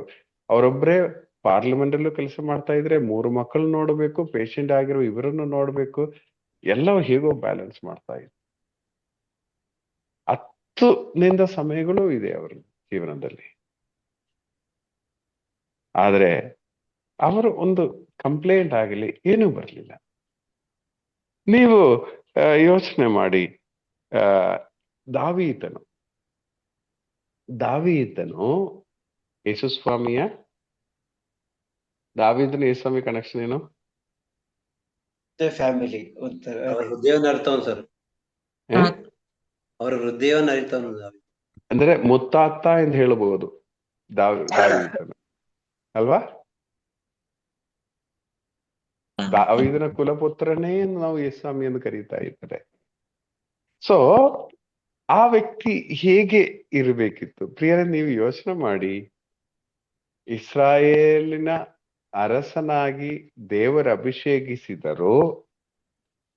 ಅವರು ಓಡಾಡುತ್ತಾ ಇದ್ದಾರೆ ಜೀವಕ್ಕಾಗಿ. ಸೌಲನ್ನ ಯಾವಾಗ ಕೊಂದಾಕ್ತಾರೋ ಎಂದೇಳಿ ಓಡಾಡುತ್ತಾ ಇದ್ದಾರೆ. ಅವರ ಜೀವನದಲ್ಲಿ ಒಂದು ನೆಮ್ಮದಿಯಾಗಿರುವ ವಿಷಯಗಳು ನಾವು ಕಾಣುತ್ತಾ ಇಲ್ಲ. ಯಾವಾಗಲೂ ಭಯದ ಒಂದು ವಾತಾವರಣ. ನೀವು ಯೋಚನೆ ಮಾಡಿ ನೋಡಿ, ಅವರು ದೇವರು ಕರೆದಿರುವ ವ್ಯಕ್ತಿ ಅಲ್ವಾ? ದೇವರ ಮುತ್ತಾತೆ ಅಲ್ವಾ? ಅವರನ್ನು ಸ್ವಲ್ಪ ಸಂರಕ್ಷಿಸಬಾರದಾ? ಸ್ವಲ್ಪ ಅವರಿಗೆ ಒಂದು ಪ್ರೊಟೆಕ್ಷನ್ ಪೂರ್ತಿ ಬರದಿತ್ತ ದೇವರಿಗೆ? ಅವರು ಒಂದೊಂದು ಪಾಯಿಂಟ್ ಇಂದ ಎಸ್ಕೇಪ್ ಆಗಿ ಬೇರೆ ಬೇರೆ ಕಡೆ ಎಸ್ಕೇಪ್ ಆಗ್ತಾ ಇದ್ರು. ಕೊನೆಯಲ್ಲಿ ತನ್ನ ಮಗನೇ ಅವನಿಗೆ ಶತ್ರುವಾಗಿ ಮಾರ್ಪಾಡಾಗಿತ್ತು. ಪ್ರಿಯರೇ, ಆ ಕುಟುಂಬದಲ್ಲಿ ಎಷ್ಟೊಂದು ಕಲಹಗಳು. ಓಕೆ, ಸೊ ನಾನು ಹೇಳೋದೇನೆಂದ್ರೆ, ದೇವರು ಎಲ್ಲ ರೆಡಿ ಮಾಡಿ ಒಂದು ರೋಬೋಟ್ ತರ ನಮ್ಮನ್ನ ಕರ್ಕೊಂಡು ಹೋಗುವರಲ್ಲ. ದೇವರ ಒಂದು ಯೋಚನೆಗಳಿದ್ದೇ ಇದೆ. ಆದ್ರೆ ಇದ್ರಲ್ಲೆಲ್ಲ ಅಲ್ಟಿಮವಾಗಿರ್ಬೇಕಾಗಿರೋದೇನೆಂದ್ರೆ, ನಾವು ಪ್ರಾರ್ಥನೆ ಮಾಡೋದು ನಮ್ಗಿರುವ ಅಲ್ಟಿಮವಾಗಿರ್ಬೇಕಾಗಿರೋದೇನೆಂದ್ರೆ, ಅವರು ನಮ್ಮ ಜೊತೆಗೆ ಬರಲೇಬೇಕು. ಅವರು ನಮ್ಮ ಜೊತೆಗೆ ಸಂಚರಿಸಲೇಬೇಕು. ಅವರು ನಮ್ಮ ಜೊತೆಗೆ ಸಂಚರಿಸುವಾಗ ಹೌದು ಕಷ್ಟಗಳಿರ್ತದೆ, ಹಠಮಾರಿತನ ತೋರಿಸಕ್ಕಾಗಲ್ಲ. ನಾವು ಶಾಂತವಾಗಿರ್ಬೇಕಾಗ್ತದೆ. ನಾವು ಅವರಿಗೆ ಸ್ತೋತ್ರವನ್ನು ಸಲ್ಲಿಸಿ ನಮ್ಮ ಜೀವನ ಮುನ್ನಡೆಸಬೇಕಾಗುತ್ತೆ. ನಮ್ಮ ಜೀವನ ಪೂರ್ತಿ ಪ್ರಜ್ಞೆ ಅವರ ಮೇಲೆ ಇರಬೇಕಾಗತ್ತೆ. ಲೋಕದ ರೀತಿಯಲ್ಲಿ ಚಿಂತಿಸಲು, ಲೋಕದ ಆಡಂಬರಗಳ ಮೇಲೆ ಚಿಂತಿಸಲು ನಮ್ಗೆ ಆಗಲ್ಲ ಪರಿಸ್ಥಿತಿ ಬರುತ್ತದೆ. ಅವರು ನಮ್ಮ ಜೊತೆಗಿದ್ರೆ ಸಾಕು. ಪ್ರಿಯರೇ, ಒಂದು ಶಿಷ್ಯನಾಗಿ ನಾವು ಅರ್ಥ ಮಾಡಿ, ನಾವು ದೇವರ ಜೊತೆಗೆ ಸಂಚರಿಸುವರಾಗಬೇಕು. ಅನುಗ್ರಹ ತಲುಪುವುದಲ್ಲ ಮುಖ್ಯ, ವಾಗ್ದತ್ತವನ್ನು ಪಡೆಯುವುದಲ್ಲ ಮುಖ್ಯ. ನಾವು ದೇವರ ಜೊತೆಗೆ ಸಂಚರಿಸಬೇಕು. ಒಂದು ವಿಷಯ ಹೇಳಿ ನಾನು ಕನ್ಕ್ಲೂಡ್ ಮಾಡ್ತೀನಿ. 2 ಅರಸರುಗಳ ಗ್ರಂಥ ನೋಡಿ, ಒಂದು ನಿಮಿಷ. 2 ಅರಸರುಗಳ ಗ್ರಂಥ 6ನೇ ಅಧ್ಯಾಯ 15ನೇ ವಾಕ್ಯ ಓದುವಾಗ, ಎಲಿಷ ಪ್ರವಾದಿ ಮತ್ತೆ ಅವನ ಸರ್ವೆಂಟ್ ಓದ್ತೀರಾ? ದೈವ ಪುರುಷ ಸೇವಕನು ಬೆಳಗ್ಗೆ ಎದ್ದು ಹೊರಗೆ ಹೋದಾಗ ರಥರಥಾಶ್ವರ ಸಹಿತವಾದ ಮಹಾ ಸೈನ್ಯ ಬಂದು ಪಟ್ಟಣದ ಸುತ್ತಲೂ ನಿಂತಿರುವುದನ್ನು ಕಂಡು ತನ್ನ ಯಜಮಾನಿಗೆ, ಅಯ್ಯೋ ಗುರುವೇ, ಏನು ಮಾಡೋಣ ಎಂದನು. ನೋಡಿ, ಎಲಿಯ ಅವರ ಸೇವಕನು ಬೆಳಿಗ್ಗೆ ಎದ್ದು ಮೇ ಬಿ ಕಾಫಿ ಎಲ್ಲ ಕುಡಿತಾ ಮನೆಯಿಂದ ಆಚೆ ಬರುವಾಗ ಏನ್ ನೋಡ್ತಾ ಇದ್ದಾರೆ? ದೊಡ್ಡ ಒಂದು ಸೈನ್ಯವು ಇವರನ್ನು ಇಟ್ಕೊಂಡು ಹೋಗಕ್ಕೆ ದೊಡ್ಡ ಸೈನ್ಯ ಬರೋದನ್ನ ಕಂಡ್ರು. ಓಕೆ, ಈ ದೊಡ್ಡ ಸೈನ್ಯ ಅಲ್ಲಿ ನಿಲ್ಲುವಾಗ ತಕ್ಷಣ ಸೇವಕನು ಓಡಿ ಬಂದು ಎಲಿಯ ಪ್ರವಾದಿಗೆ ಹೇಳ್ತಾ ಇದ್ರೆ, ನೋಡಿ ಸ್ವಾಮಿ, ನೋಡಿ, ದೊಡ್ಡ ಸೈನ್ಯ, ಶತ್ರು ರಾಜ್ಯದ ದೊಡ್ಡ ಸೈನ್ಯ ಇಲ್ಲಿ ಬಂದಿದೆ, ನಮ್ಗೆ ಗತಿ ಏನಾಯಿತು, ಮುಗಿಯಿತು. ಆಗ ಮುಂದುವರಿಸಿ ಓದುವಾಗ, ಆಗ ಎಲಿಯನು, ಹೆದರಬೇಡ, ಅವರ ಕಡೆ ಇರುವವರಿಗಿಂತಲೂ ನಮ್ಮ ಕಡೆ ಇರುವವರು ಹೆಚ್ಚಾಗಿದ್ದಾರೆ ಎಂದು ಆಗ ಹೇಳಿ, ಏಲಿಯ ಪ್ರವಾದಿ ಹೇಳ್ತಾ ಇದ್ರು, ಹೆದರಬೇಡ ಕಣೋ, ಆ ದೊಡ್ಡ ಸೈನಿಕಿಂದ ಹೆಚ್ಚಾಗಿ ಜನ ನಮ್ ಕಡೆ ಇದ್ದಾರೆ. ಸೇವಕನಿಗೆ ಒಂಥರ ಆಶ್ಚರ್ಯ ಆಯಿತು, ನಾವಿಬ್ಬರೇ ಇರೋದು, ನಮ್ ಕಡೆ ಅದಕ್ಕಿಂತ ದೊಡ್ಡ ಸೈನ್ಯ ಅಂತ ಹೇಳುವಾಗ ಎಲ್ಲಿದ್ದಾರೆ ಎಂದು ಹೇಳಿ ಒಂಥರ ಪ್ರಶ್ನೆ ಹಾಕುವಾಗ, ಮುಂದುವರಿಸಿ ಓದಿ. ಹೇ ಸರ್ವೇಶ್ವರ, ಇವನು ನೋಡುವಂತೆ ಇವನ ಕಣ್ಣುಗಳನ್ನು ತೆರೀರಿ ಎಂದು ಪ್ರಾರ್ಥಿಸಿದನು. ಎಲಿಯ ಪ್ರವಾದಿ ಪ್ರಾರ್ಥಿಸ್ತಾ ಇದ್ದಾರೆ, ಸರ್ವೇಶ್ವರ, ನಮ್ ಜೊತೆಗಿರುವ ಸೈನಿಕರನ್ನು ಕಾಣುವಂತೆ ಇವರ ಕಣ್ಣುಗಳನ್ನು ನೀವು ತೆರೆಯಿರಿ ಎಂದು. ಆಗ ಸರ್ವೇಶ್ವರ ಅವನ ಕಣ್ಣುಗಳನ್ನು ತೆರೆದರು. ಆಗ ಎಲೀಷನ ರಕ್ಷಣೆಗಾಗಿ ಸುತ್ತಲೂ ಗುಡ್ಡಗಳಲ್ಲಿ ಬಂದು ನಿಂತಿದ್ದ ಅಗ್ನಿಮಯವಾದ ರಥಾಶ್ವಗಳನ್ನು ಆ ಸೇವಕನಿಗೆ ಕಂಡವು. ಪ್ರಿಯರೇ, ಸೇವಕನು ದೇವರು ಕೊಟ್ಟಿರುವ ಪ್ರೊಟೆಕ್ಷನ್ ಅನ್ನು ಕಂಡರು. ಇಲ್ಲಿರುವ ದೊಡ್ಡ ಸಮಸ್ಯೆ ಏನಂದ್ರೆ, ದೇವರು ನಮಗೆ ಪ್ರೊಟೆಕ್ಷನ್ ಅನ್ನು ಕೊಟ್ಟಿದ್ದಾರೆ. ನಾವು ಆ ಸೇವಕನಂದೆ ಅವರು ಕೊಟ್ಟಿರೋ ಪ್ರೊಟೆಕ್ಷನ್ ನಾವು ನೋಡ್ತಾ ಇಲ್ಲ. ಎಷ್ಟೋ ಬಾರಿ ನಾವು ಒಂದು ಆಕ್ಸಿಡೆಂಟ್ ಇಂದ ಎಸ್ಕೇಪ್ ಆದ್ರೆ ನಾವೇನ್ ಹೇಳ್ತೀವಿ?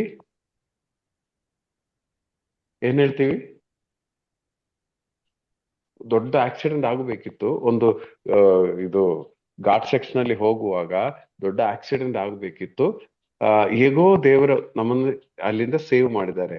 ಶಶಿಕಲಾ ಸಿಸ್ಟರ್ ಏನ್ ಹೇಳ್ತೀವಿ? ಚಿಕ್ಕೆ ಬಿಟ್ರು, ದೊಡ್ಡದು ಇನ್ನೂ ಇದಾಗ್ಬೇಕಾಗಿತ್ತು, ಇಷ್ಟರಲ್ಲೇ ಹೋಯ್ತು ಅದು ಅಂತ. ದೇವರು ನಮ್ಮನ್ನು ಕಾಪಾಡಿದ್ದಾರೆ ಅಂತ ಹೇಳಿದ್ರು. ಈಗ ನೀವು ಅಂಬಿಕಾಪುರದಿಂದ ಬರುವಾಗ ಅಲ್ಲಿ ದೊಡ್ಡ ಘಾಟ್ ಏನಿಲ್ಲ ಅನ್ಸುತ್ತೆ, ಆದ್ರೆ ಎಲ್ಲೋ ಚಿಕ್ಕ ಚಿಕ್ಕ ಘಾಟ್ಗಳಿದೆ. ಫುಲ್ ಇದೆ ಬ್ರದರ್, ಇದೆ ಅಂದ್ರೆ Okay. ಅಷ್ಟು ದೊಡ್ಡದಿಲ್ಲ, ಇದೆ. ಆದ್ರೂ ಇದೆ. ಈಗ ನೀವೇ ಯೋಚನೆ ಮಾಡಿ, ನೀವು ಒಂದೊಂದು ಬಾರಿ ಎಲ್ಲಿಂದ ಬರುವಾಗಲೂ ದೇವರು ನಿಮ್ಮನ್ನು ಸಂರಕ್ಷಿಸಿ ಕರ್ಕೊಂಡು ಬಂದಿದ್ದಾರೆ, ಹೌದಾ?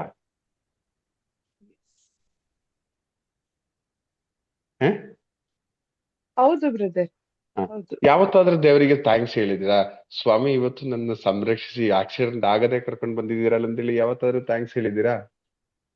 ಅದಾದ್ಮೇಲೆ ಹೇಳ್ತಾರೆ ಅವರು, ಆದ್ಮೇಲೆ ಹೇಳ್ತಾರೆ ಯಾವತ್ತು ತಪ್ಪಿಸಿದಲ್ಲ ಅಂತ ಹೇಳ್ಬಿಟ್ಟು. ಹೇಳಿಲ್ಲ ತಾನೆ? ಪ್ರಿಯರೇ, ನಮ್ ಪ್ರಾಬ್ಲಮ್ ಇದೇನೆ. ಕ್ಷಣದಲ್ಲೂ ಅವರು ನಮ್ಮನ್ನು ಮುನ್ನಡೆಸ್ತಾ ಇದ್ದಾರೆ, ಅವರಿಗೆ ಥ್ಯಾಂಕ್ಸ್ ಹೇಳೋಣ ಅಂತ ಚಿಂತೆ ನಮ್ಗಿಲ್ಲ.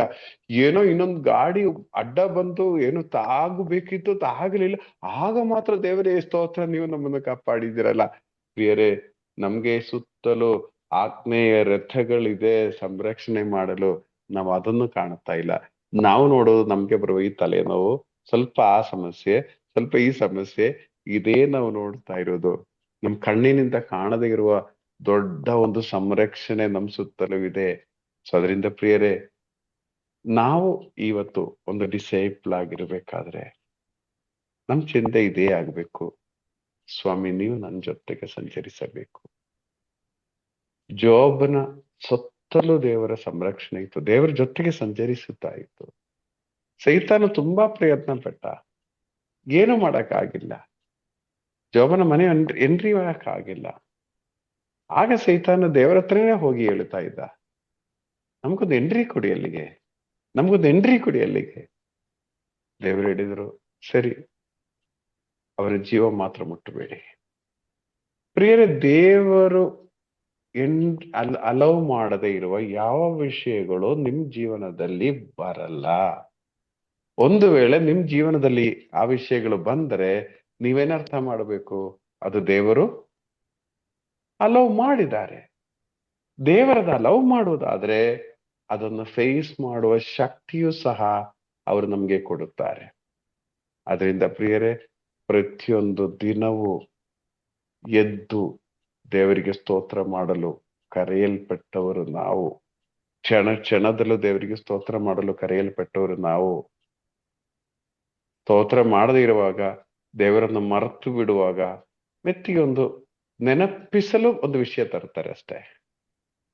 ಪ್ರಿಯರೇ, ಒಂದು ಶಿಷ್ಯನಾಗುವಾಗ ನಾವು ಕ್ಷಣದಲ್ಲೂ ಅವರ ಜೊತೆಗೆ ಸಂಚರಿಸಬೇಕು. ಅವರ ವಾಗ್ದಾನಗಳೆಲ್ಲ ನಾವು ನೋಡಬೇಕಾಗಿರೋದು. ಇಸ್ರಾಯೇಲ್ ಜನಕ್ಕೆ ತುಂಬಾ ಬೇಜಾರಾಯಿತು. ಸ್ವಾಮಿ, ನೀವು ಬರದೆ ನನ್ನನ್ನು ಕಳಗಿಸಬೇಡಿ ಅಂತ ಹೇಳ್ತಾ ಇದ್ರೆ, ನೀವು ಬರದೆ ನಮ್ಮನ್ನು ನೀವು ಕಳಗಿಸಬೇಡಿ, ನಾವು ಇಲ್ಲೇ ಇರ್ತೀವಿ, ಇದೇ ಒಳ್ಳೇದು, ನಾವು ಇನ್ನು ಮುಂದೆ ಹೋಗಲ್ಲ, ನೀವು ಬರ್ಲೇಬೇಕು ಅಂತ ಹೇಳ್ತಾ ಇದ್ದಾರೆ. ಸೊ ಪ್ರಿಯರೇ, ಈ ಒಂದು ಅಟಿಟ್ಯೂಡ್ ನಮ್ಮೊಬ್ಬೊಬ್ಬರದು ಆಗ್ಬೇಕು. ನೋಡಿ, ಕೊನೆಯದಾಗಿ ವಿಮೋಚನಾ ಕಾಂಡ 33ನೇ ಅಧ್ಯಾಯ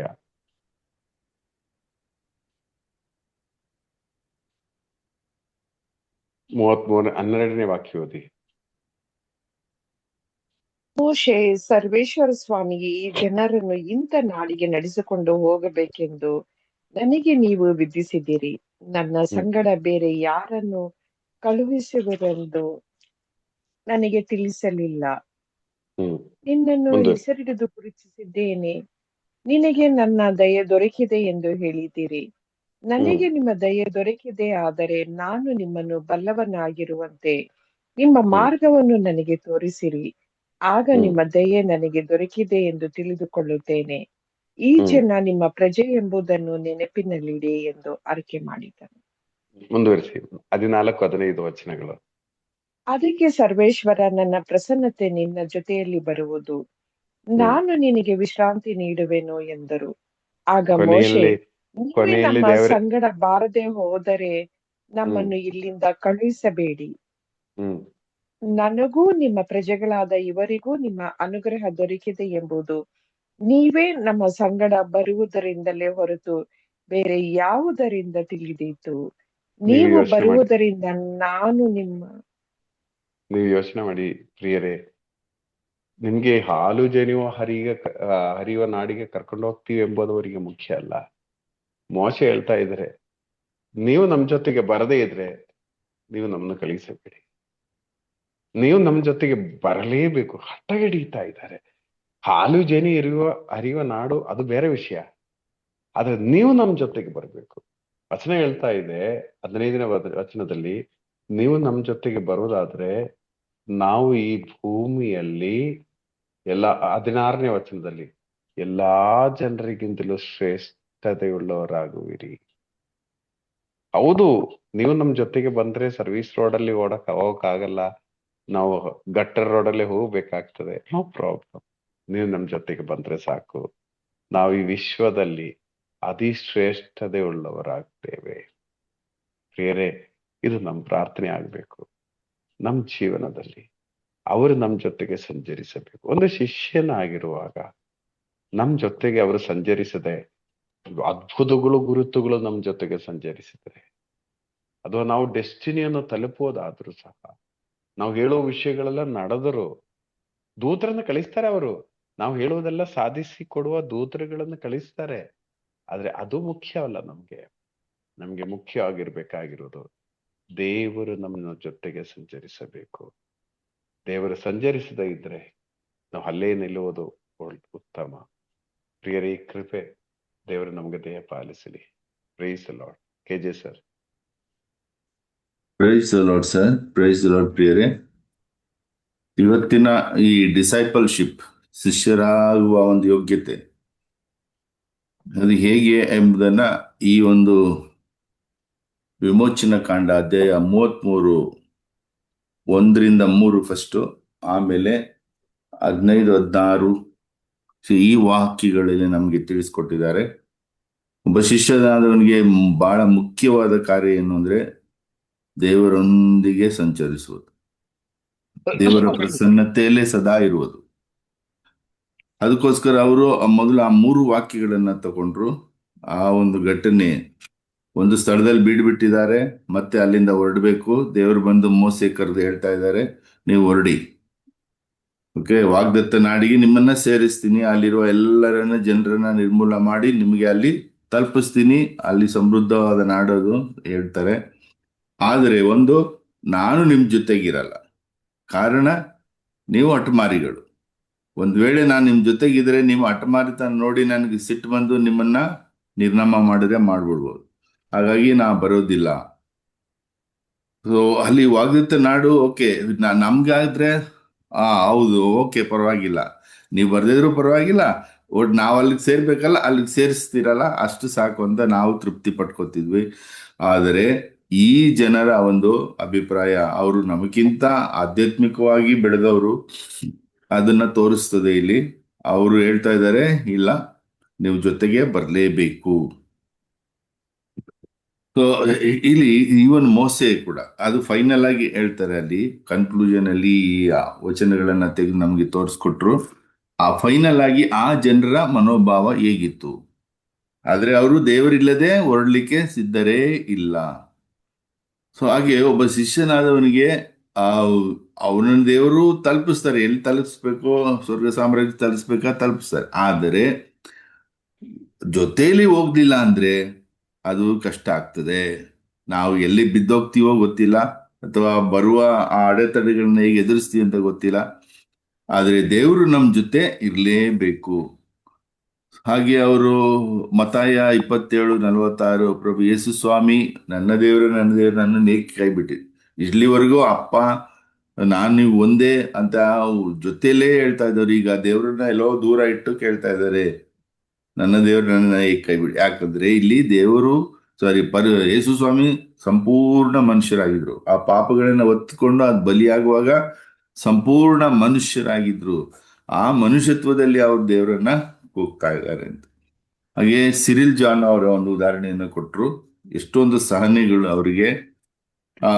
ಅವ್ರು ಹೇಳ್ತಾ ಇದ್ರು, ಈವನ್ ಆನಂದ್ ಬ್ರದರ್ ಕೂಡ ಅವ್ರ ಮೆಸಸ್ತಿರೋದಾಗ ಅದೇ ಮಾತುಗಳು ಬಂತು. ಇಷ್ಟೊಂದು ದೇವರ ವಾಕ್ಯ ಬೋಧಿಸ್ತಾರೆ, ಇಷ್ಟೊಂದು ಇದ್ದಾರೆ, ಹೆಂಡತಿನ ಉಳಿಸ್ಕೊಳಕ್ ಆಗ್ಲಿಲ್ಲ ಪ್ರಾರ್ಥನೆ ಮಾಡಿ ಅನ್ನೋ ಒಂದು. ಹಾಗೆ ಸಿರಿಲ್ ಜಾನ್ ಅವರ ಜೀವನದಲ್ಲಿ ಅವರು ಅನುಭವಿಸಿದಂತ ನೋವುಗಳು, ಬಟ್ ಆದ್ರೂ ಅವರು ದೇವರ ಜೊತೆಯೇ ಇದ್ರು, ದೇವರ ಜೊತೆಯಲ್ಲೇ ಇದ್ರು. ಹಾಗೆ ದಾವಿದನಿಗೂ ಯೇಸುಸ್ವಾಮಿಗೆ ಏನು ಕನೆಕ್ಷನ್? ಅವರು ಒಂದೇ ಕುಟುಂಬ, ಒಂದೇ ವಂಶ.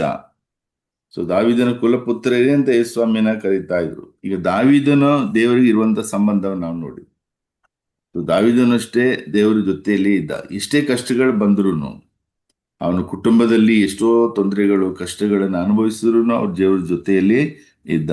ಸೊ ಅದರಿಂದ ದೇವರು ನಮ್ಮ ಜೊತೆ ಇರಬೇಕು. ವಾಗ್ದಾನ ಇರ್ಲಿ, ವಾಗ್ದಾನ ನೆರವೇರೋದು ಮುಖ್ಯ ಅಲ್ಲ, ದೇವ್ರು ನಮ್ಮ ಜೊತೆಗೆ ಬರೋದು. ನಮ್ಮ ದಾರಿ ಎಷ್ಟೇ ಹಳ್ಳ ಕೊಳ್ಳ ಇರಲಿ, ಎಷ್ಟೇ ತಗ್ಗುಮುಗಾಗಿರ್ಲಿ, ದೇವ್ರು ನಮ್ಮ ಜೊತೆಗೆ ಬರಬೇಕು. ಸೊ ಒಬ್ಬ ಶಿಷ್ಯನಾಗಿ ನಾವು ದೇವರ ಜೊತೆಗೆ ಸಂಚರಿಸಬೇಕು, ಇದೇ ನಮ್ಮ ಲಕ್ಷ್ಯ. ಹಾಗೆ 2 ಅರಸರುಗಳು 16:33 ವಚನ. ಸೊ ಅಲ್ಲಿ ಕೂಡ ಅವರು ಎಲೀಷ ಪ್ರವಾದಿ, ಅವನ ಶಿಷ್ಯನು, ಅವನಿಗೆ ಅರಿವಿಲ್ಲ, ಅಂದ್ರೆ ಜ್ಞಾನದ ಕಣ್ಣಲ್ಲಿ ನೋಡ್ತಾ ಇಲ್ಲ, ಆದ್ರೆ ಎಲೀಷ ನೋಡ್ತಾ ಇದ್ದಾನೆ. ದೇವರು ನಮಗೆ ಎಷ್ಟೊಂದು ಪ್ರೊಟೆಕ್ಷನ್ ಕೊಟ್ಟಿದ್ದಾರೆ, ಅಗ್ನಿ ರಥಗಳನ್ನೇ ಇಟ್ಟಿದ್ದಾರೆ, ಶತ್ರುಗಳ ಸೈನ್ಯಕ್ಕಿಂತ ಡಬಲ್ ಸೈನ್ಯ ನಮ್ಗೆ ಇಟ್ಟಿದ್ದಾರೆ. ಸೊ ಈ ಕಾರ್ಯಗಳನ್ನೆಲ್ಲ ನಾವು ನೋಡುವಾಗ ದೇವರು ನಮ್ಮ ಜೊತೆಗೆ ಇರಬೇಕು, ಆಗ ನಮ್ಗೆ ಎಲ್ಲ ರೀತಿಯಾದ ಪ್ರೊಟೆಕ್ಷನ್ ಇರ್ತದೆ. ಸೊ ನಮ್ಮನ್ನ ತಲುಪಿಸಿದ್ರೆ ಸಾಲಲ್ಲ, ನಾವು ದೇವರೊಂದಿಗೆ ಸಂಚರಿಸ್ಬೇಕು. ಪ್ರತಿ ಕ್ಷಣ, ಪ್ರತಿ ದಿನ, ಪ್ರತಿ ಸಮಯದಲ್ಲೂ ನಾವು ದೇವರನ್ನೇ ಆತ್ಕೊಂಡಿರ್ಬೇಕು ಅನ್ನೋದು ಅರ್ಥ. Praise the Lord sir, thank you so much. Praise the Lord. ಇನ್ನು ಬಾಕಿ